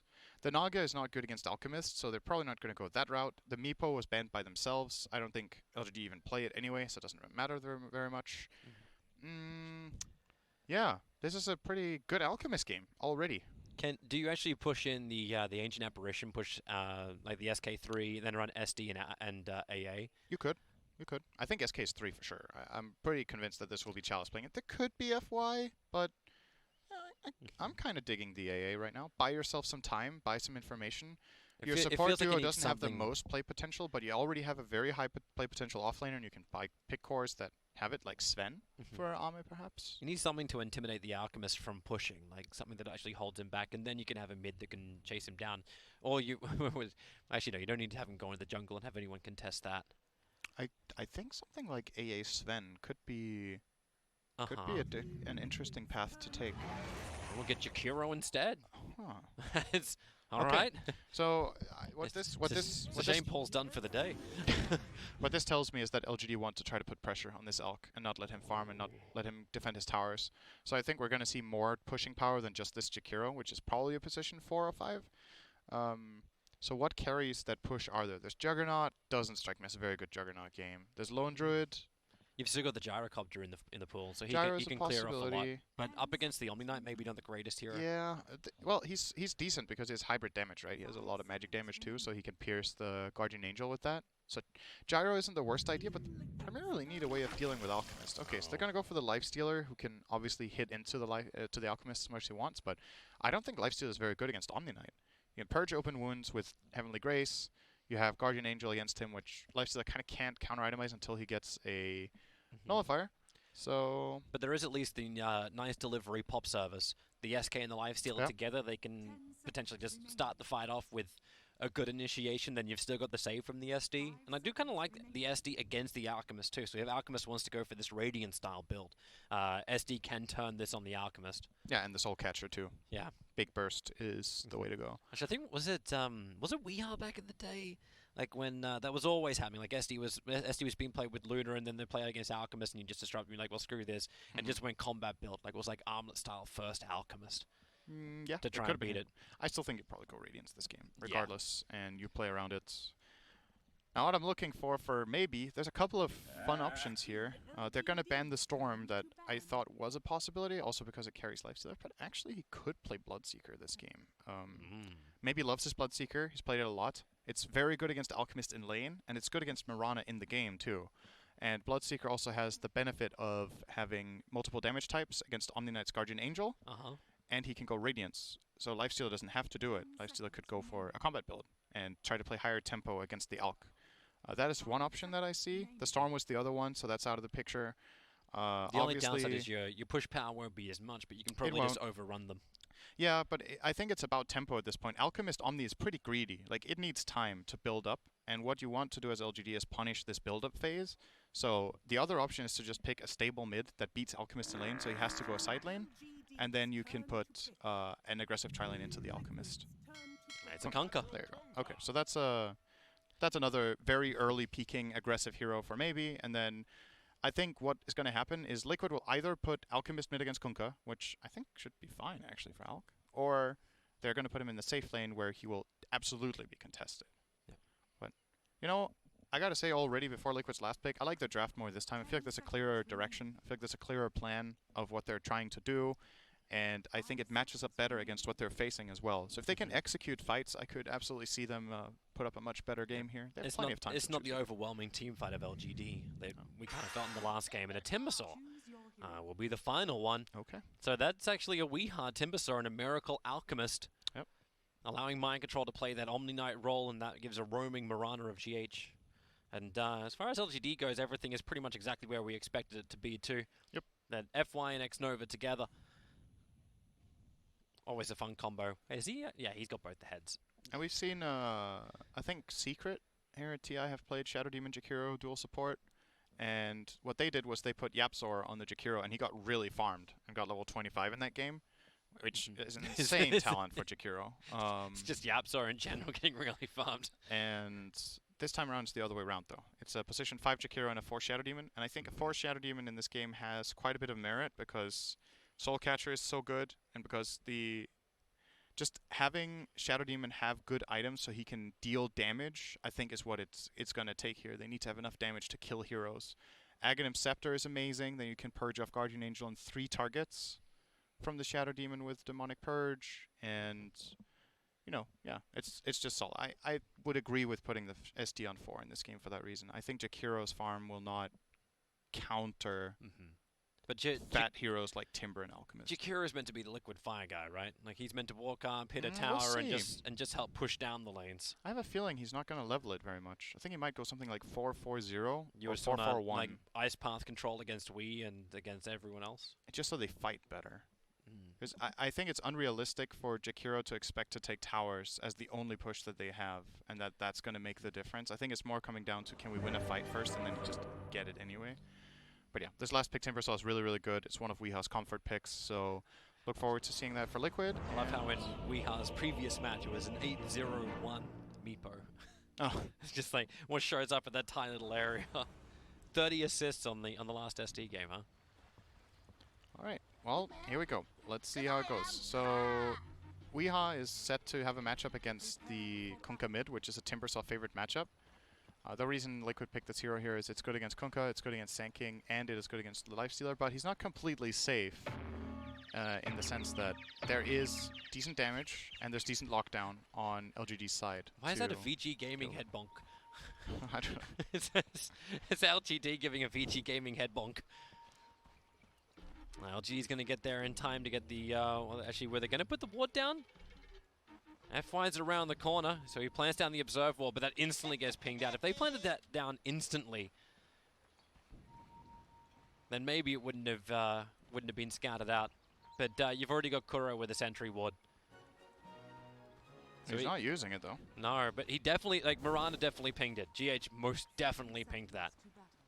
Oh, they wanted to give it to Alchemist, maybe? He hasn't skilled S's.Lgd yet. Are they planning something here? What, like a concoction fight? Maybe. I would very, very much disagree with that choice. So, Considering no one's gone concoction until like earliest is 5 on an Alchemist. And Mind Control's having its own little battle with Arme up on the top bounty room. But yeah, here they come. Miracle still holding the point. And oh shit, they're 4. oh, Run! maybe we shouldn't be here. Maybe I should actually level up Greed. And stun goes onto the SD. Arrow flies forward, but SD gets himself a double Burrow Strike. The poison starting to stack up. They look towards Miracle, but then over towards Kuro again. FY, another Shadow Poison. He's not gonna throw it. And out of all of this, it's 3 bounty runes to LGD and 1 to Team Liquid. And by the way, Mind Control and Arme have been beating the crap out of each other for the last minute. Like they've been going hammer and tongs. Miracle also didn't skill S's.Lgd. So they didn't even get the bonus gold from the 1 bounty rune they got. I'm not sure if he's worried that he needs to skill Acid Spray to even sustain and be in this lane, but perhaps that's the Against that's the tri thought lane. here. Here comes the arrow. Concoction would actually guarantee this kill against the SK. Burrow Strike through. It doesn't come out in time, and he Now levels he skills Greed now. Okay, this is weird. Could have probably just skilled it for the rune then. If this is not the opportunity where you would use another spell, I'm not sure what he was waiting for and planning for. Maybe, yeah, maybe Acid Spray was the idea. Perhaps they would need it. But. So it's going to be a 2v3 lane. Alchemist will absolutely get great farm in this lane if they don't send down the extra hero and the Shadow Demon to contest Alk. Yeah, but SD just got sent up towards the top lane to try and zone Mind Control out. I think Arme gave the SOS call and said, like, okay, Mind Control's going to start to bully me. 4 mangoes, he can just harass and regen through it all. Yeah, and the downside, of course, to trialing like this is XP deficit, right? If you don't get pulls off, you will be slowly, not net XP out-leveled, of course, but each individual hero on the other side will have higher levels. And so far, so good for LGD, honestly. If you're playing 2v3 and you get the lane in this position at the start of the game, that's already a pretty big victory, because he will be getting CS on Sand King and full levels here. Arrow, gonna whiff. Just threads the needle. Scored a goal there, GH. Okay, and now Kuro dewarded. I'm not, why? Maybe he wasn't sure they warded. He took his time with this. Yeah, he had the sentry from the very beginning. Yeah, he was not convinced that they warded, so he waited until he could check if the camp was blocked. Like I was wondering, like maybe he would just put the ward down after the fight had happened, so you get like better regeneration. Oh, X-Nova blast into an arrow, but the Burrow strike gonna create a little bit of space. X-Nova with a stick charger, still not enough to survive. GH will find the kill, and Charles, because he Burrow strike in, has to sandstorm defensively underneath his own tower.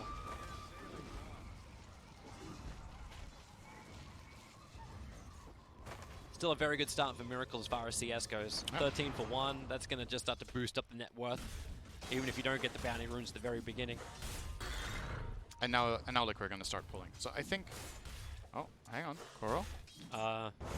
There's your stun. Arrow flies forward. Look at Chalice taking it for the team. Burrow strike's available only because he consumes the mango, but he doesn't have Sandstorm available. One more hit, if they can get close enough to him, will do it, but it won't happen. In fact, Chalice will probably have to walk all the way back to base now, leaving X-Nova alone in the lane. Yeah, he's not even that fast. He doesn't have boots. This takes quite a while to do. But the one thing they are doing is they're disrupting, right? Alchemist is fighting them quite a lot, so he's missing some CS at least, while Lifestealer is getting totally clean free farm. 18 and 10. Alchemist is 16 and 2, so way less denies. But yeah, you have to imagine if Kuro would have opened this pull earlier, they would have pulled already, probably. Maybe once or twice more, and that could have had a very positive impact on this 3v2 lane. And they're only even able to get a single pull off. Like, there's no stacking, there's no camp to pull over to either. They'll be making sure that's been blocked up. Trouble up on top lane, mind control. He's already had a lot of problems because every time he tries to go for a pull, FY is just disrupting him. Oh, Somnus, that's problematic. Weeha's going to pull him back, Somnus. Very lucky to survive this. But he'll take it. But this gives Weeha the lane. And he's also, like, this is now the second hero from LGD that has to do the walk of shame. Yeah. He's done a good job so far in Kunkka, actually, but now it gets really hard, especially when Timber hits 6. But so far, they've been even on CS in that mid lane. But yeah, as you said, this walk back to base will absolutely lose him the lane. Not by too much yet, though. The only one's having a really fantastic lane is Ame up on top. Yeah, he's super happy. Yeah, it's a 3-0 CSing mind control. It's he's very, very happy. Yep, he's going to miss the target. Burrow strike forward. Yeah, 12-0 to the 3-0. So Challenge definitely getting a lot more out of the off lane for LGD than mind control has for Liquid. It's also experience. He's a full level ahead too. Mind control is level 2.5 minute 430, and it's hard, you know. Like, he's tried to pull, but the SD stops him. Yeah, and now the lane is really rough. This is a phase boots Lifestealer, and you're level 2. So this Shadow Demon at this point, job's done. You can do whatever you want. He's even rotating around. Yeah, he's gonna go for the bounty rune. And we'll see. Maybe he'll come bottom. He can keep sitting on this Omni Knight top and just ruining his game, but I'm not sure it's the highest impact play on the map. Kuro maybe really overstaying his welcome here. Charles needs to get the body block going because the arrow didn't connect on Charles. He's inside the sandstorm. Kuro's just standing his ground, doing as much damage as he can. And now he'll walk off. He got the rune. Yeah, you're right. He did pick it up. Burrow strike, the arrow, actually able to connect, and he'll finish up with the Burrow strike. Kuro goes for the extra stun over towards X-Nova, then hides inside the tree line. Kuro's already got one of these kills. The dual breath is able to clip Kuro, but he'll be okay. Meanwhile, mind control not so okay. Inside the tree lines, Ame continues to dive him. Doesn't have a creep wave and doesn't care. Right, so still a little bit of rotation from FY into mid, but didn't have success here either. But Ghost Ship is now available, and the Timbersaw is playing on half health, so technically this is a possible play in the next like 10 seconds before Weeha gets too tanky again, and he's baiting. Yep. Bring him forward, then maybe pull him back. X marks a spot. Torrent and Ship, everything's going to be thrown down on top of Weeha. It'll connect. GH looking to follow up, connects on the arrow on FY. 4 Shadow Poison stacks, but it still won't be enough. They didn't have enough in the trunk there. They didn't have enough mana. There was no mana for Torrent. there was no mana for disruption, and he didn't have the Tidebringer either. Or if he did, he missed it, or didn't. I think he missed the Tidebringer, but the Torrent was, I thought the Torrent was there. It wasn't? Didn't go for it fast enough. He let Weehaw get away from the ship before he did the Tidebringer cleave hit.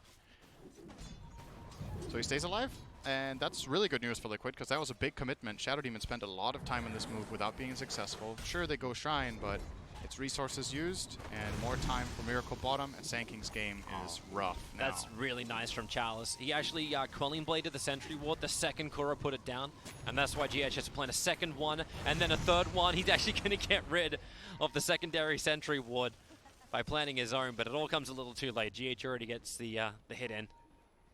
But nice, fun play from Chalice, burning 200 gold of Liquid. Yep, that's why you got to do this, though. Sand King offlane generally either starts with sentries or gets sentries ferried out, because it's the way you sustain yourself is with this Sandstorm. You have to be able to remove sentries so you have some sort of safety. But, yeah. They're actually going on bottom lane too on Alchemist, but that ain't going to happen. Level 6. Yeah, Chemical Rage is up, and it's going to be burnt. And look how deep GH is going in. Observer Ward's being placed. He just wants to make sure there's no way anyone can be slipping out and just any kind of recovery farm. And hello, Courier. Goes pretty much over the top of GH. He doesn't have a TP scroll. So GH, here's that combination you're talking about before. Pull back into the Mirana, able to leap down to the low ground, well away from Somnus. Again, wasting a little bit more time. They might just leave him alone. Oh, nice ward, GH. He gets to ward here now. Cool. Yeah, you just wait this out. He'll see him move back into the lane. Weehaw is tanking the tower in the mid lane, so they definitely see this. And SY rotates around, gets the disruption over on Kuro. As Kuro doesn't get trapped in, just walks himself further to the north, over to relative safety as GH is ready with his own arrow. They might have forgotten about him. Yep. Oh, that Timber Chain forward, holding FY inside the Chakram. Chains away with the Chakram kill. That's Weehaw's first kill of the game, 4th for Liquid. And Miracle is total free farm. That's the biggest win here, is that the Alchemist is doing very, very well. The support duo of Ogre Mirana is super strong, and it can offset even the weakness of Alchemist, at least if you're playing 2v3. And you gotta wonder if Shadow Demon stayed top too long. Like, maybe he could have rotated bottom after 2 or 3 minutes when he secured this Lifestealer completely and got something more done, but now it's too late, so. X-Nova, even though he's level 2, he wants to try and help out here. Dual breathing over on top of Kuro. Hit the Liquid Fire with the Burrow Strike. Kuro, more than enough dots on him, even the stick charges won't save him, and he knows it. And that's level 3 now for Jakiro. Is he gonna go Ice Path? I'm wondering. He's holding the point for the moment. GH, okay. Enemy territory. Bring him back over that again, was but hey, horribly missed time. something is not quite right. And GH will just leap once again. Somnus is generally really good at this X-Torrent timing, but that was... I think that was off by almost half a second there. Sure, you have to be pretty clutch against Mirana, right? But you can let the ship come in. Yeah, it happens. Sometimes you miss your spells. Sometimes you die on your tier 2 tower minute 10. Weehaw just doesn't care. He had to burn his one shot just to have enough mana to get the Whirling Death kill. But yeah, again, doesn't care when he's able to achieve it. Miracle's gone actually into his jungle now. Like, yeah, easy farm up, protected by observers and sentries everywhere. You do have the Hand of Midas on lifesteal. He got that very early on too, like 9.5 minutes in. He was able to complete that. And Mind Control still doing it rough on the offlane. He's got almost as much net worth as the Mirana. It's funny how the Sand King that we've seen be miserable bottom is still like 1,000 gold ahead of the Omni Knight. Mind Control's game is just flat out terrible, and I don't know how much he could have done about it, really. Oh, this smoke has to work. Kuro's Miracle's coming getting over. farmed. Oh, it's a double stack of golems. He really wants to finish farming this one. FY is going to create a copy. TP support needs to come over, but here comes the ship. Here comes your torrent as well. Miracle will go up and straight back down again. There's not enough regeneration inside that Alchemist to keep him alive. But Weehaw has TP'd in, looking for a revenge onto X-Nova, and he will be able to claim it. Who else gets out? Everyone. They're TPing. FY hiding in the trees, but no one's going to look for him there. So 1 for 1, but they kill the highest net worth hero on the map. You're happy with that? And in the meantime, your lifesteal is free farming. And Ame will not go the Radiance build. He's going to go Armlet. I'm not sure if you mentioned that earlier. I did not. Just the Midas kind of style. Yeah. But it's what you were mentioning during the drafting phase, right? Like you want to see him go this combat style. Yeah, you play tempo, I think, against Alchemist in this game. I think this is the right way to go. Maybe you go straight Deso after and just try to have the damage it takes to cut through these tanky heroes. Is that enough, though? Like, you still need to deal with a Timbersaw. You got a better idea? Not really. Okay, well, there you go. Deso's the cheapest thing at the fastest time. X marks the spot. Torrent, combination. How much have you got to bring down this Timbersaw? He tries to chain away, but the Ice Path just holds him in position with the Purge as well. 4 stacks of poison, banish him again, but FY's out of mana. But you've got yourself another ship, but he's able to just chain himself away using the Moonlight Shadow to walk it off. Just kill him. What? Yeah. Have you got the idea on how to do that too? Anyone bring a Silver Edge? He also wouldn't have died if the ship hit. That kill was not possible. He has Hood. It's way too tanky. Yeah. See, how long would it take, like, for, like, maybe that's the item choice. Like, you just get the Silver Edge, something like that that's able to stop the Timber. Yeah, but that's only effective if you hit him before he has the stacks, right? If you hit him after, he still has the stacks that he did before. You just prevent him from gaining more. So then you need something to get through the armor and something to stop the regeneration. So you need Spirit Vessel, Desolator, AC. The classic counter is Spirit Vessel, and then Timber will itemize against that, and then it's about placing the Spirit Vessel after he has used his defensive. If he goes Lotus or if he goes Yules, you save it until after he's forced to use that by something else, and then you Vessel him. And Kunkka almost has that Vessel, but he's just bringing so much attention towards this mid lane. Take the Timber, sit behind the tower, force 3 to 4 heroes to rotate in. SK doesn't want to do this. He's 200 gold away from completing up his Blink Dagger. But having these supports, they're definitely not strong enough themselves. Even if Shakiro does have fantastic strength game for his support hero, like that just works in the favor of Wii with another Timber Chain forward. FY, X-Nova knows he needs to actually stand inside the Shark Room to commit the Ice Path. The only way to get back up to safety, and now here comes Ame. Kuro runs off to the side. Weeha knows he can just chain himself away from this Lifestealer who can't control him. Kuro's dead. Yeah. He should be. Weeha's still on the run back out of this one, so we get to go P&P. Kuro is in very, very deep with the SK. Jakiro almost dying to Kuro, but there's enough support to arrive. Charles, FY, and X-Nova. That's a good timing. 13-minute dagger after that early laning stage? You're happy with that. This game is better than I thought it would be. You haven't even taken a tower, so it's not even like a big injection of money from that. Just been getting some pretty good CS. And now the delivery system. Special package. They would like to get probably GH as the easier kill. Epicenter preparing up. They'll have to instantly blink and Burrow Strike into the trees. Almost none of it is hit on Weeha. 2 pulses of the Epicenter only. He'll chain up, and Ogre moving in under the cover of the Moonlight Shadow. Double sentries being played just in case one wasn't enough, but Jakiro just chains up with the multicast. Good defensive hit, and then the triple Burrow Strike. Team Liquid and the Torrent. Their feet are so wet. They're 6 feet under. Weeha, he'll go down as well. Miracle, run away. Bonk. A PG bonk. And that... I don't know if LGD deserved that in a way when you think about like the way they started off that fight with completely whiffing Epicenter and the stun onto the Timber. That was not a planned bait.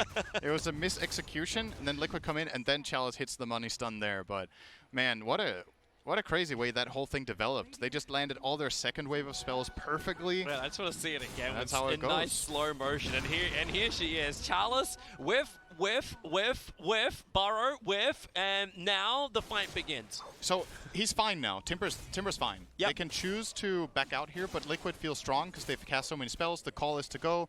They get in on the Mirana, but this stun, Chalice, flawless. Mind Control just walks into it and gets killed off, and that's just a mistake. Like, he needs to not line up with his teammates, and they get punished hard. And that's something LGD's lineup's really, really good at, is they have lots of AoE, lots of teamfight and stuns. It seems crazy as well to take that fight when you had no GA.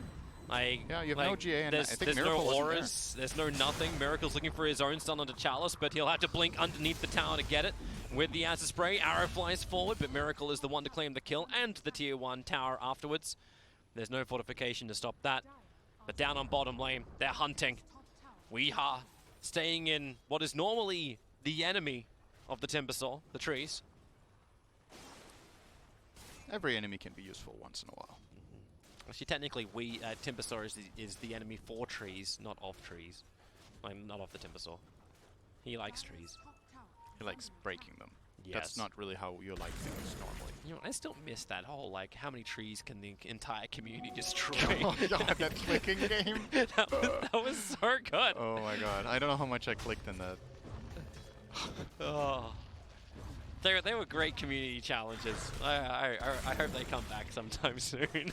I remember how ridiculous the original numbers were. How many illusions can you okay. create? Now we go again. Banishment and the Ice Puff hold him in position. Burn down Weeha. The Timber Chain won't work. This time the tree is his enemy because it obviously moved. And the stun.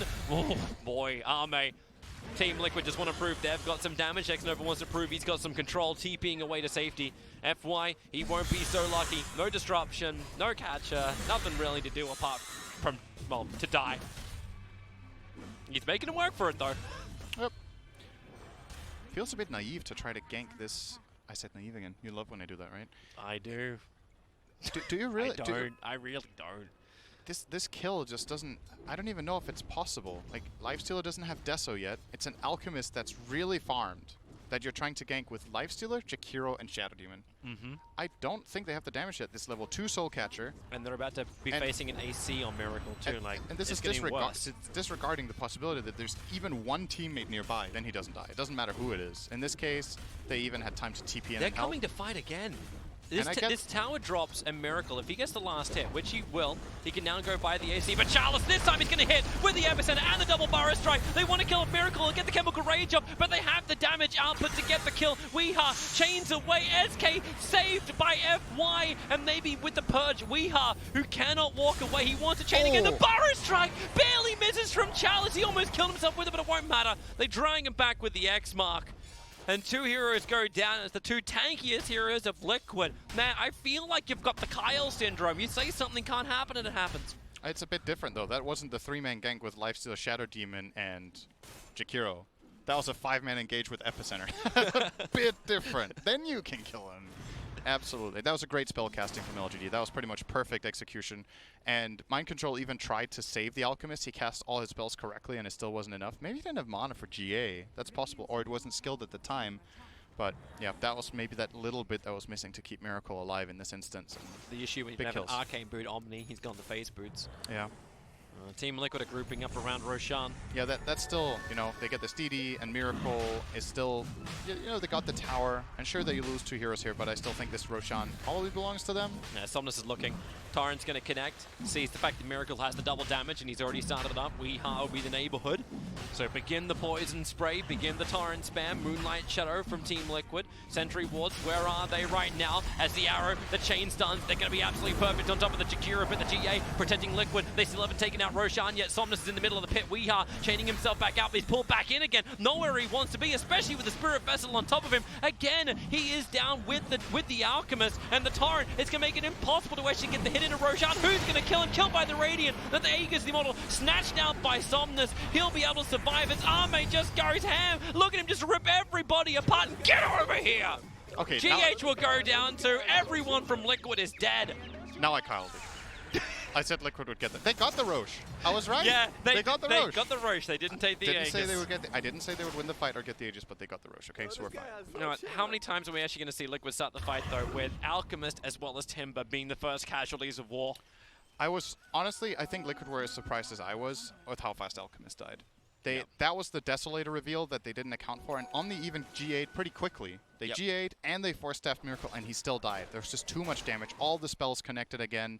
Lifestealer was hitting him for massive damage together with the Sand King. You're going to see it here. So Miracle is sitting on pretty good health. He's currently Heavenly Graced, so the stun is short, but the damage is just insane. Epicenter, Sandstorm, Burrow Strike, Kunkka Spell. I think only the Torrent actually connected. It's just Ame just destroying him with rage. And it's like I don't think Mind Control could have played that fight better, even. That wasn't even on the defensive play. He just couldn't survive it. He couldn't take the damage. I think actually he got the last hit on Roshan too, so he managed to get the big man. Damn. Okay. Yeah. Team Liquid, they believe they can still get back in and fight. Even though there's gold advantage, like 20 minutes into a game in LGD, like they've actually got the gold advantage. Not by much, but they've got it. Down on bottom lane, Concoction flies. Charles He's got Fire Strike available, gonna go deeper Don't into the tell trees, me. begins his own TP out. Is anyone gonna stun? Oh, Kuro! Dude, that was so close. There is no way he gets out of this. That would have been... Oh, man. Oh, well, Liquid, they hunted for it, they needed it. And they got it. Conquer is now finished up a Radiant, so Somnus has that available. Yep. A little bit more damage in for Miracle. He hits the level 15 talent with a plus 50. So what was it we were talking about in the draft, that Lifestealer could go combat and then they could get another hero mid that could go Radiance? Which one was that? It wasn't Kunkka. We were talking about someone else that could go that so Lifestealer can Radiance. Or aggro build. Yeah, who the hell were we talking about that? But we're in the same situation though, right? Like Yeah, it's the Kunkka instead doing it, but the logic is the same. Yeah. So One becomes your team fight presence, and the other becomes your frontline combat single target. That's all we were looking for. And he's going to go for like a full heart too, so Lifestealer's going to want to look for the reset. But he hasn't gone like the early combat with the Desolator as well as the Armlet. Works an absolute treat for him. and after you've seen these last two fights, you got to wonder if Miracle made the right call going AC actually. Perhaps raw HP would have played a bigger part here. You're still playing into Soul Catcher though, which is tricky. And that's largely what is also blowing him up in these fights, that, yeah, you can buy a heart, but then the Soul Catcher is still going to murder you. But maybe straight BKB in this game after Radiance is the play? It felt like it made sense considering how well the Timbersaw was pushing down the lanes. Because Yeah. that's where Liquid's momentum was going. It was taking tower after tower after tower after tower, or always being there, adding some pressure to it. But obviously with the multiple fights going wrong, things just start to turn around. Yep. Same with the gold though. Starts to shift back up again because Alchemist has got a little bit of free space to farm. The BKB's coming on the courier now, so you get your wish. Yeah, he needs to play this. He needs to play this BKB well. If he's Heavenly Grace, there's kind of no way he gets chain stunned until death, so he will get the BKB off. But Really nice observer ward. That scouted out the smoke. Mind control wasn't up the hillside before that happened. Somnus has already got the kill onto the tower. Cleans up the creep wave. So Alchemist would love to run around the back. He wants the fight. The BKB's there. They want to get in on this engagement. But you've also got the delivery service.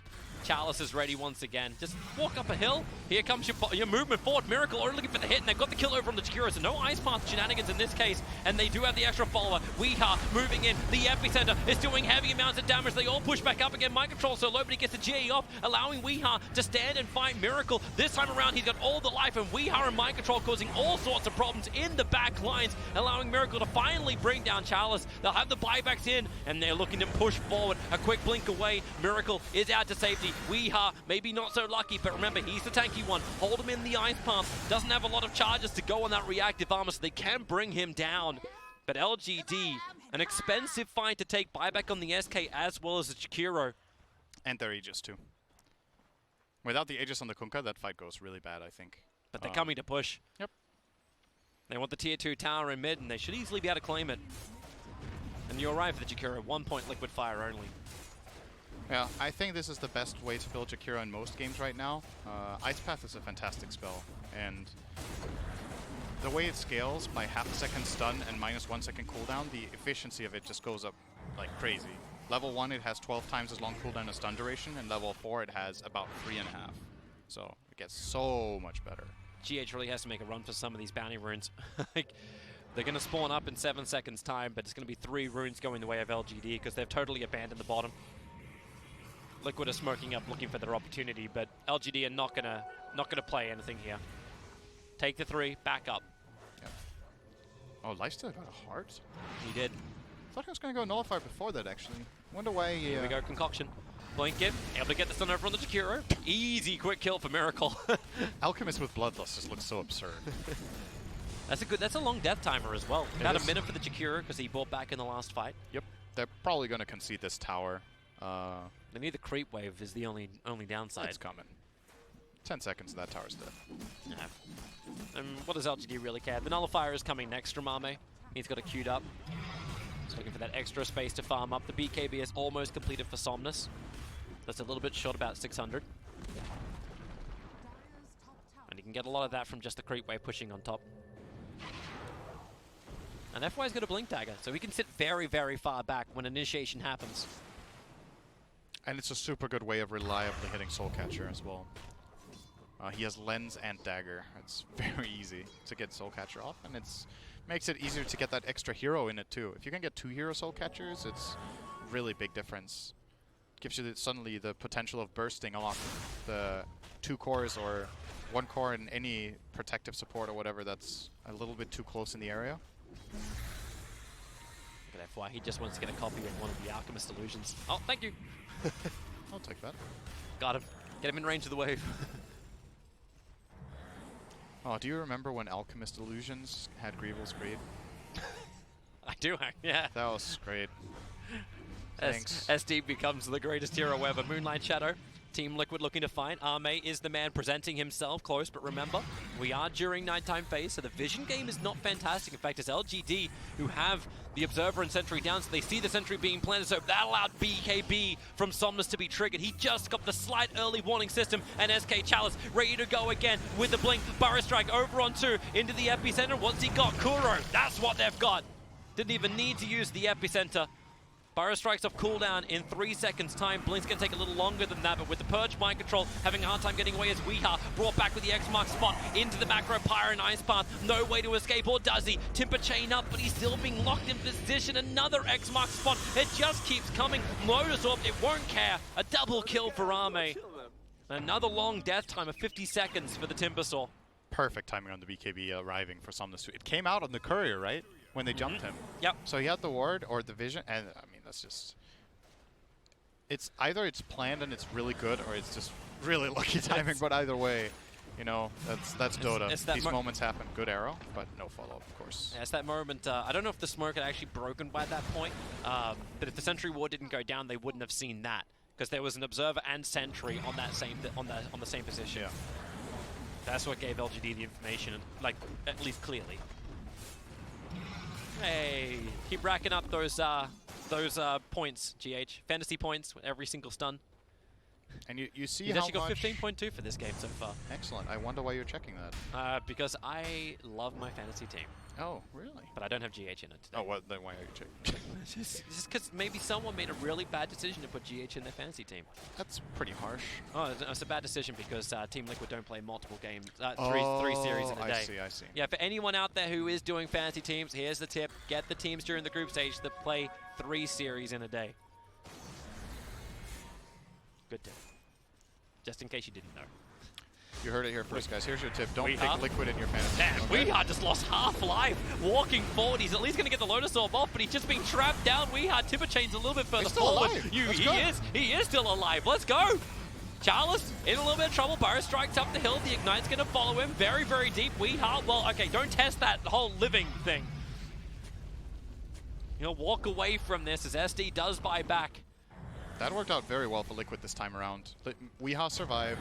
They got the kill on the Shadow Demon. Shadow Demon buys back and they reset. And I don't think they really used anything except maybe Moonlight Shadow. Yep. Yeah. Alchemist didn't use his BKB. Now they're going to smoke and go. Okay. But Chemical Rage is on cooldown for 17 more seconds. So this is a really big moment. This is the only downside. Like, they don't have that available. There's no BKB on the Kunkka. There's no protection from Somnus. The smoke in the backlines. Delivery system SK is ready to go. And he'll instantly go on top of Weeha with a burst out. Weeha! Oh. Instantly explodes! They'll get no, actually, no, they can't even get the rebuttal because FY, defensive disruption. Somnus, they can't protect him enough. Miracle, sitting right on top of him. Moving his attention over towards Arme. The back under the tower. Another Ice Path will connect. Another double Burrow Strike from Chalice. Kuro's low in life. The GH will pop up as Miracle. He looks over towards Jakiro and able to bring him down inside the tree line. Pushed to the tier 2 tower in mid, and he blinks again. Another disruption from FY, trying to control up Miracle, using this Radiant Sperm for his advantage. He's just taking them AWOL away from the rest of the heroes, and that allows him to go on top of Mind Control. Arme moves forward. Miracle does have the triple kill, but Arme is the bigger beast, bringing down Kuro. And he knows he matches up well against the Alchemist. Oh wait, he actually got... He didn't leap? He had 3 leaps? Maybe he thought he was going to be fine, or maybe he just thought he was dead no matter what. I think he had it. He had his stuff to try to escape that, but... It looked like it, yeah. I thought that fight was going to unfold much better for Liquid after they got the Kunkka kill to begin with, but...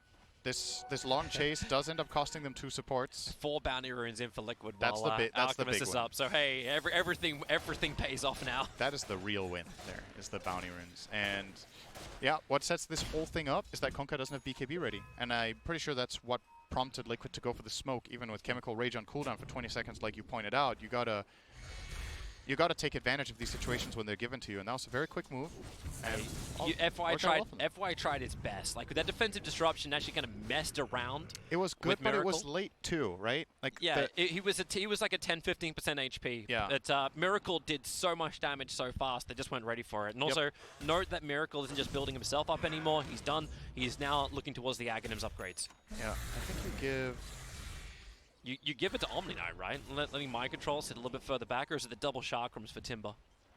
I like the double Chakram, but he doesn't have mana for it, actually. You can't give it to Timber right now. Okay, so best thing is Mind Control? Actually, Ogre? No. I'm not sure. It kind of depends on what you're aiming for. I don't think the Mirana one is bad to give either. It's a lot of extra magic damage. It gives them better wave clear. Giving the Omni his is also fine, but to be honest, GA hasn't really been the problem in the last couple of fights, in my opinion. I think he's used it pretty well. But they're still playing into Demonic Purge and soon to be a he has the Nullifier and Lifestealer. This is actually so good for LGD at the moment. This one Observe Ward, this right on top of the Dire Shrine. They see everything. Sorry, the Radiant Shrine. I think LGD, like, Team Liquid unaware of it. They put their Sentry Ward too far towards the east. They thought they got rid of them all. Oh, nice Arakat Chalice. Got him. Hey, fantasy points, which you shouldn't have selected for.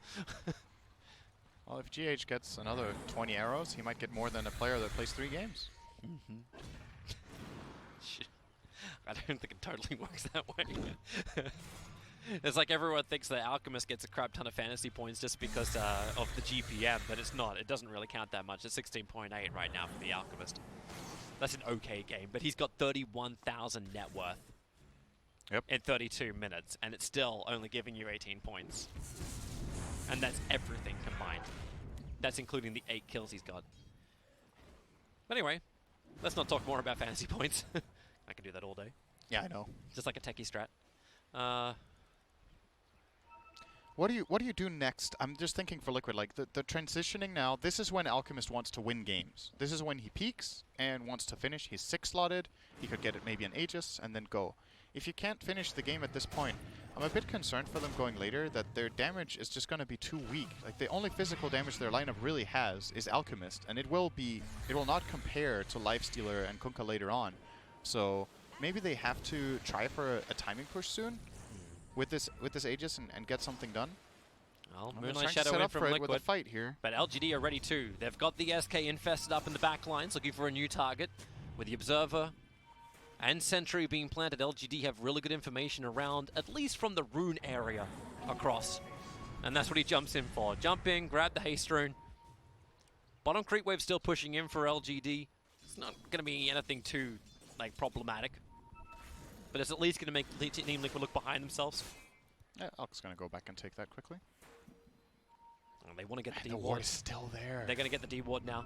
Observer and Sentry is down. TP's coming on top of the ward. The blink bar is strike forward. Kuro, he could die so quickly. Arme, he's able to hold him in position. Miracle, Concoction will fly over to challenge. He was able to get himself pushed down into the lane. Ice Bar trying to create more space. But the issue is really for FY. He gets the disruption over on Miracle, but Weehar's already taken the SD's life. Chalice wants to take at least somebody back, or at least he'll take him in with a Bar strike forward. Now Arme has to go to work. Omni protected by that Aeon Disc. They still want to kill him off with the boat. He connects, and the Torrent. They just hold them in position. The GA cannot do enough work.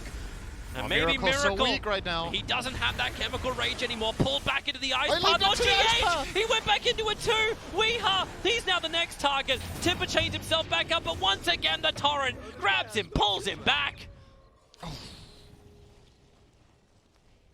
Check. 4 and 5 fight. You gotta say it, right? Like, Ogre dies. Liquid start off this fight. They start chasing out. Sand King gets the Ghost Scepter off on the Concoction, so he stays alive forever. They get to make the turnaround play with the Infest. Oh. They did kill the Shadow Demon on the way, I suppose, so it kind of was a 4 and 4, but the difference was, in order to kill the Shadow Demon, Liquid had to dive really far and get out into this open area where Kunkka and the Jakiro love to fight. Why did they buy back on 2? Oh no, GH. He has to 4-star. He's fine. Yeah, I'm about to say, he's got no more leaps. He's got Lotus. Summoners is back towards Roshan. Alchemist is the only one who hasn't bought back yet. Honestly, I'm not sure about this Mjolnir for Miracle, if it's doing enough. It doesn't deal damage to Lifestealer. Maybe it has to have some like really hard-hitting stuff. Really nice shadowing him. The Chakram looks towards Roshan. Weehan's able to ground the Arcane Rune and run away from Exnova's Ice Path. Timber chains through as much damage as he can, but Weeha, he came underneath the Sentry Ward planted just on the edge of the Roche pit. Very good harass though. He's buying a lot of time. Yeah, I'm allowing Alchemist to come back up. It's also going to mean Sand King comes back up. They kind of respawn around the same time here, and this Infest should be coming in right now. But yeah. Lifestealer hits very hard and fast. He is pretty much maxed out. He will eat this Moon Shard and get an AC, I suppose, and then he's done. And you see it in the fight. 5 hits, pretty much any hero dies. You got to be really on your feet, and you got to be careful. Arrow scouting out, not finding anyone. All right, Miracle, go buy that Aghanim Scepter now. He's actually, his surplus isn't enough. He'll sacrifice his buyback if he grabs the Aghanim Scepter at the moment. Yeah, he's not going to do that. No. Maybe just farm up the mid lane and get an easy quick 1,000 gold. Surplus 600 now. Just needs a little bit more time. But LGD, yeah, Roshan's starting to repair himself. Guys learn first aid.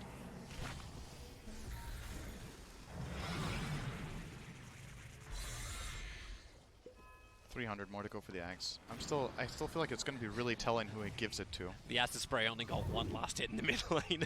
It's just a little unlucky. It's like, okay, I got 930 guys. Like, just a little bit more. All right, there. He's short by 70, but I think that's close enough. No, it's not. It's not? Because he uses his unreliable gold first, right?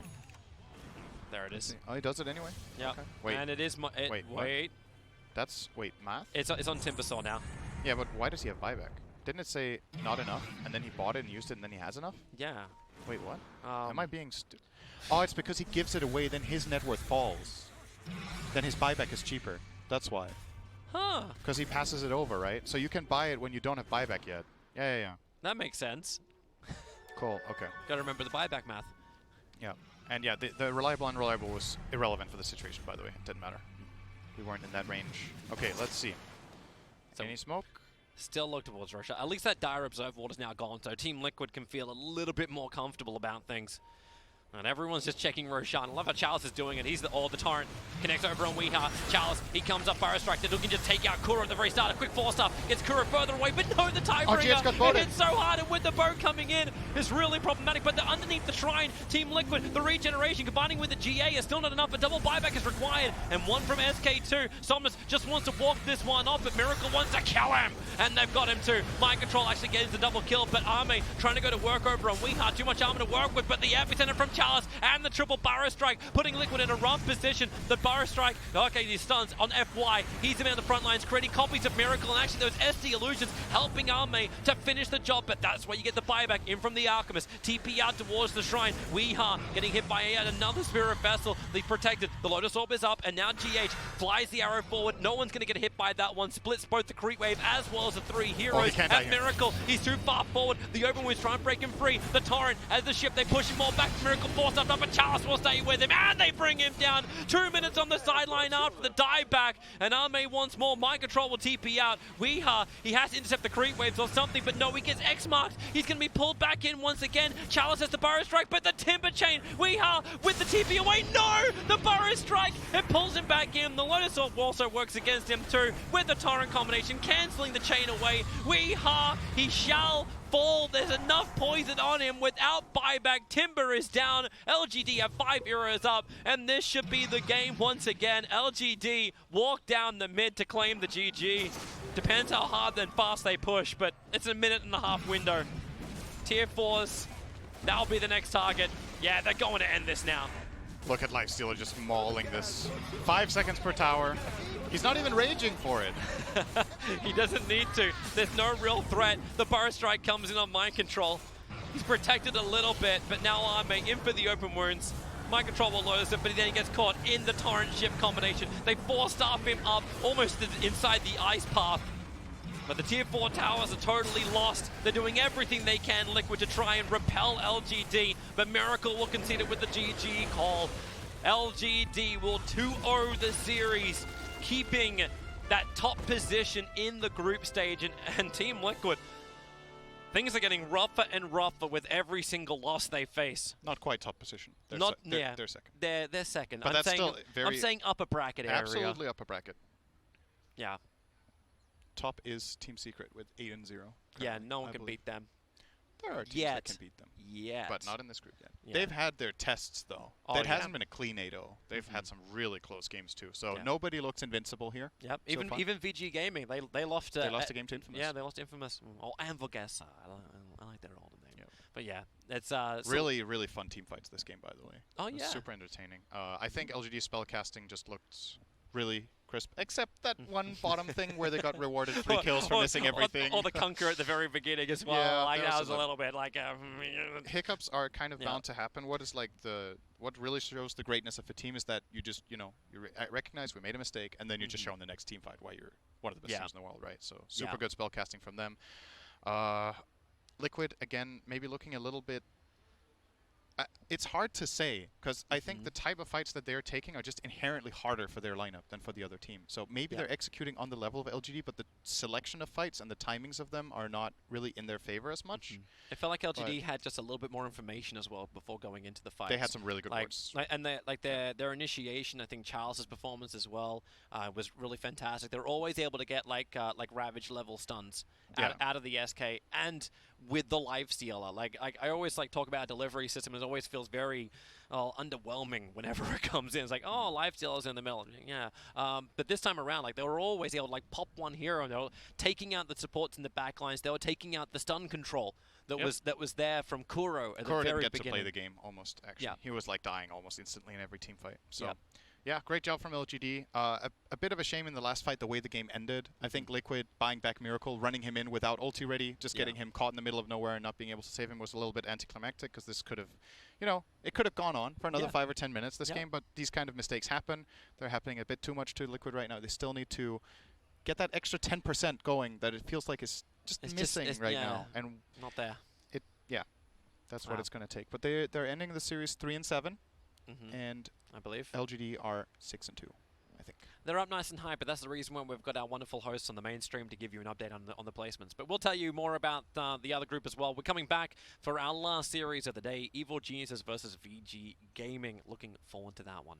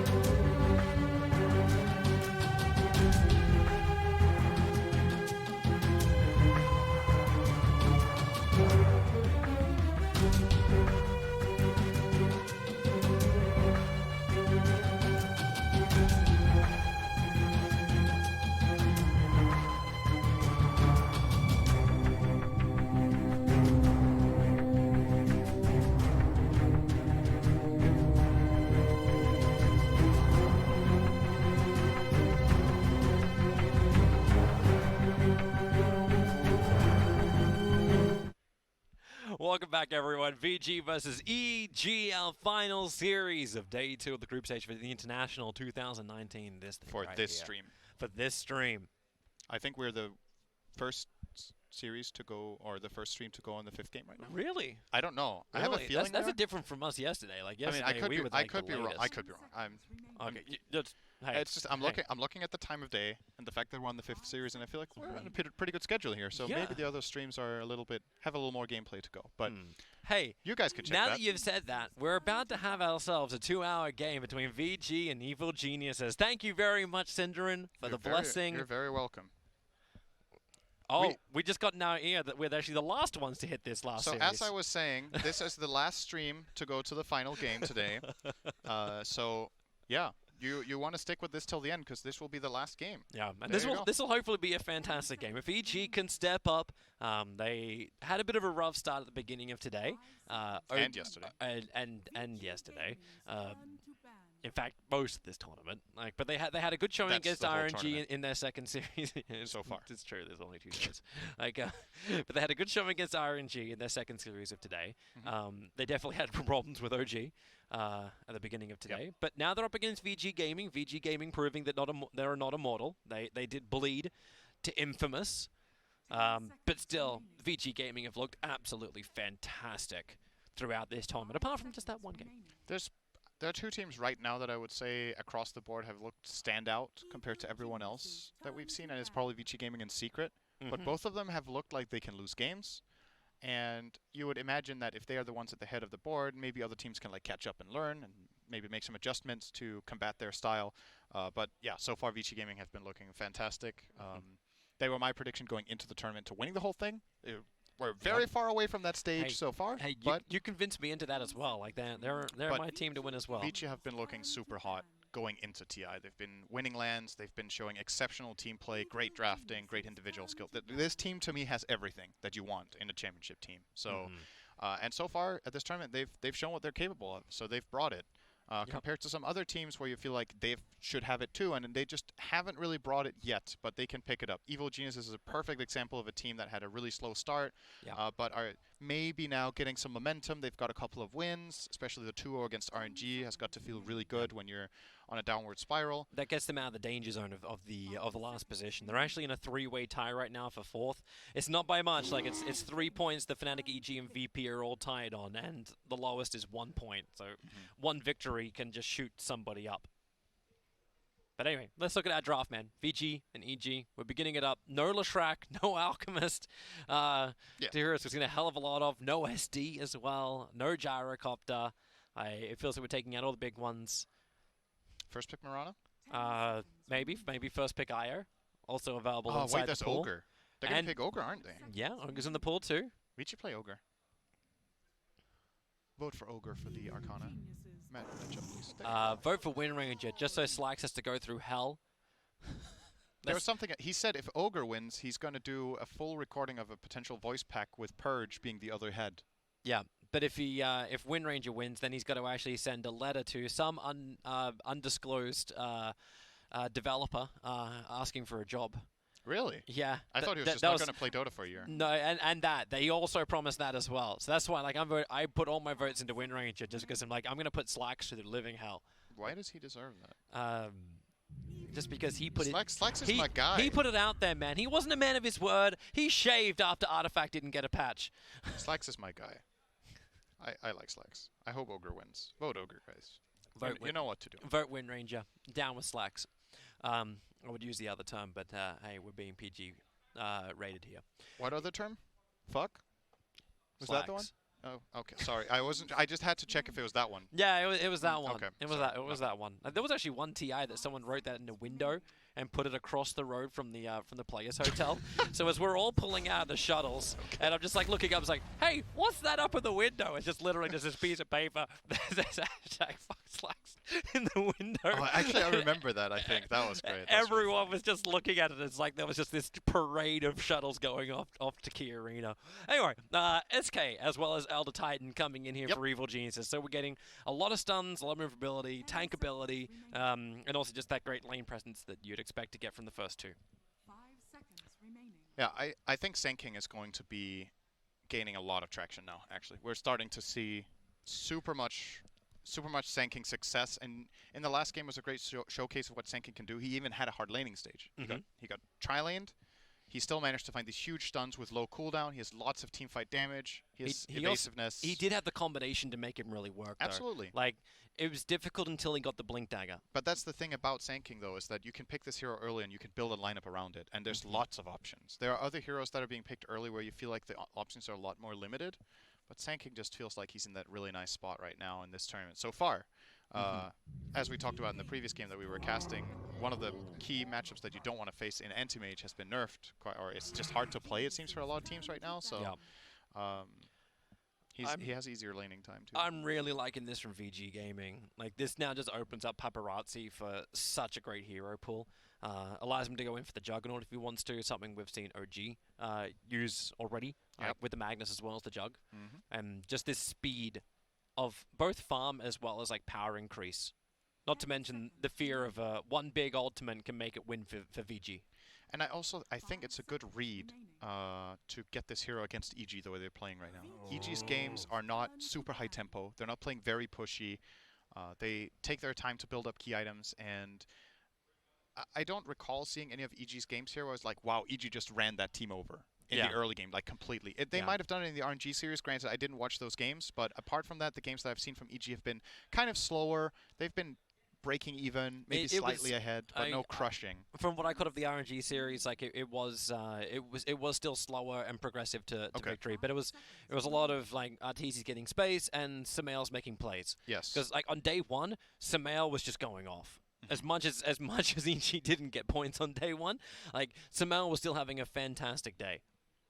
So, want to see him on one of those big playmaking heroes that EG's just able to give him. But Void's banned out, Rubik's banned out, so they're worried about like the counter team fight that Faces Void will be able to offer from Arteezy, and just the Rubik. It's maybe would have been a very hard time to run both ET and Rubik for Evil Geniuses.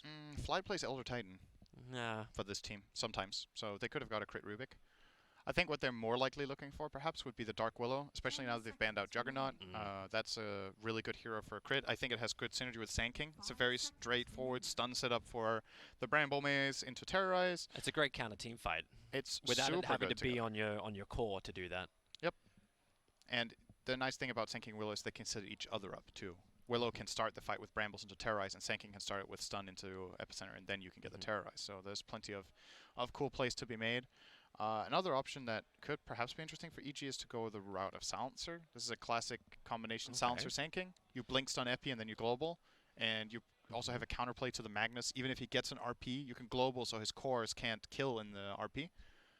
I would also like to see like maybe even the combo we saw before, like the Lifestealer and the SK together. Yeah, I just don't know the matchups yet. The reason Lifesteal was good last game was that they saw some matchups first, right? They saw the Alchemist. Obviously, the RP is going to cause him problems, but like both Magnus and Ogre are very delicious to a Lifestealer. True. Just to jump in and try and just like soak him out. At the same time, though, they have BKB Piercing Stun, which is very good against Lifesteal. Magic Piercing Stun, rather. Immunity Piercing Stun. Whatever you want to call it, Piercing Stun.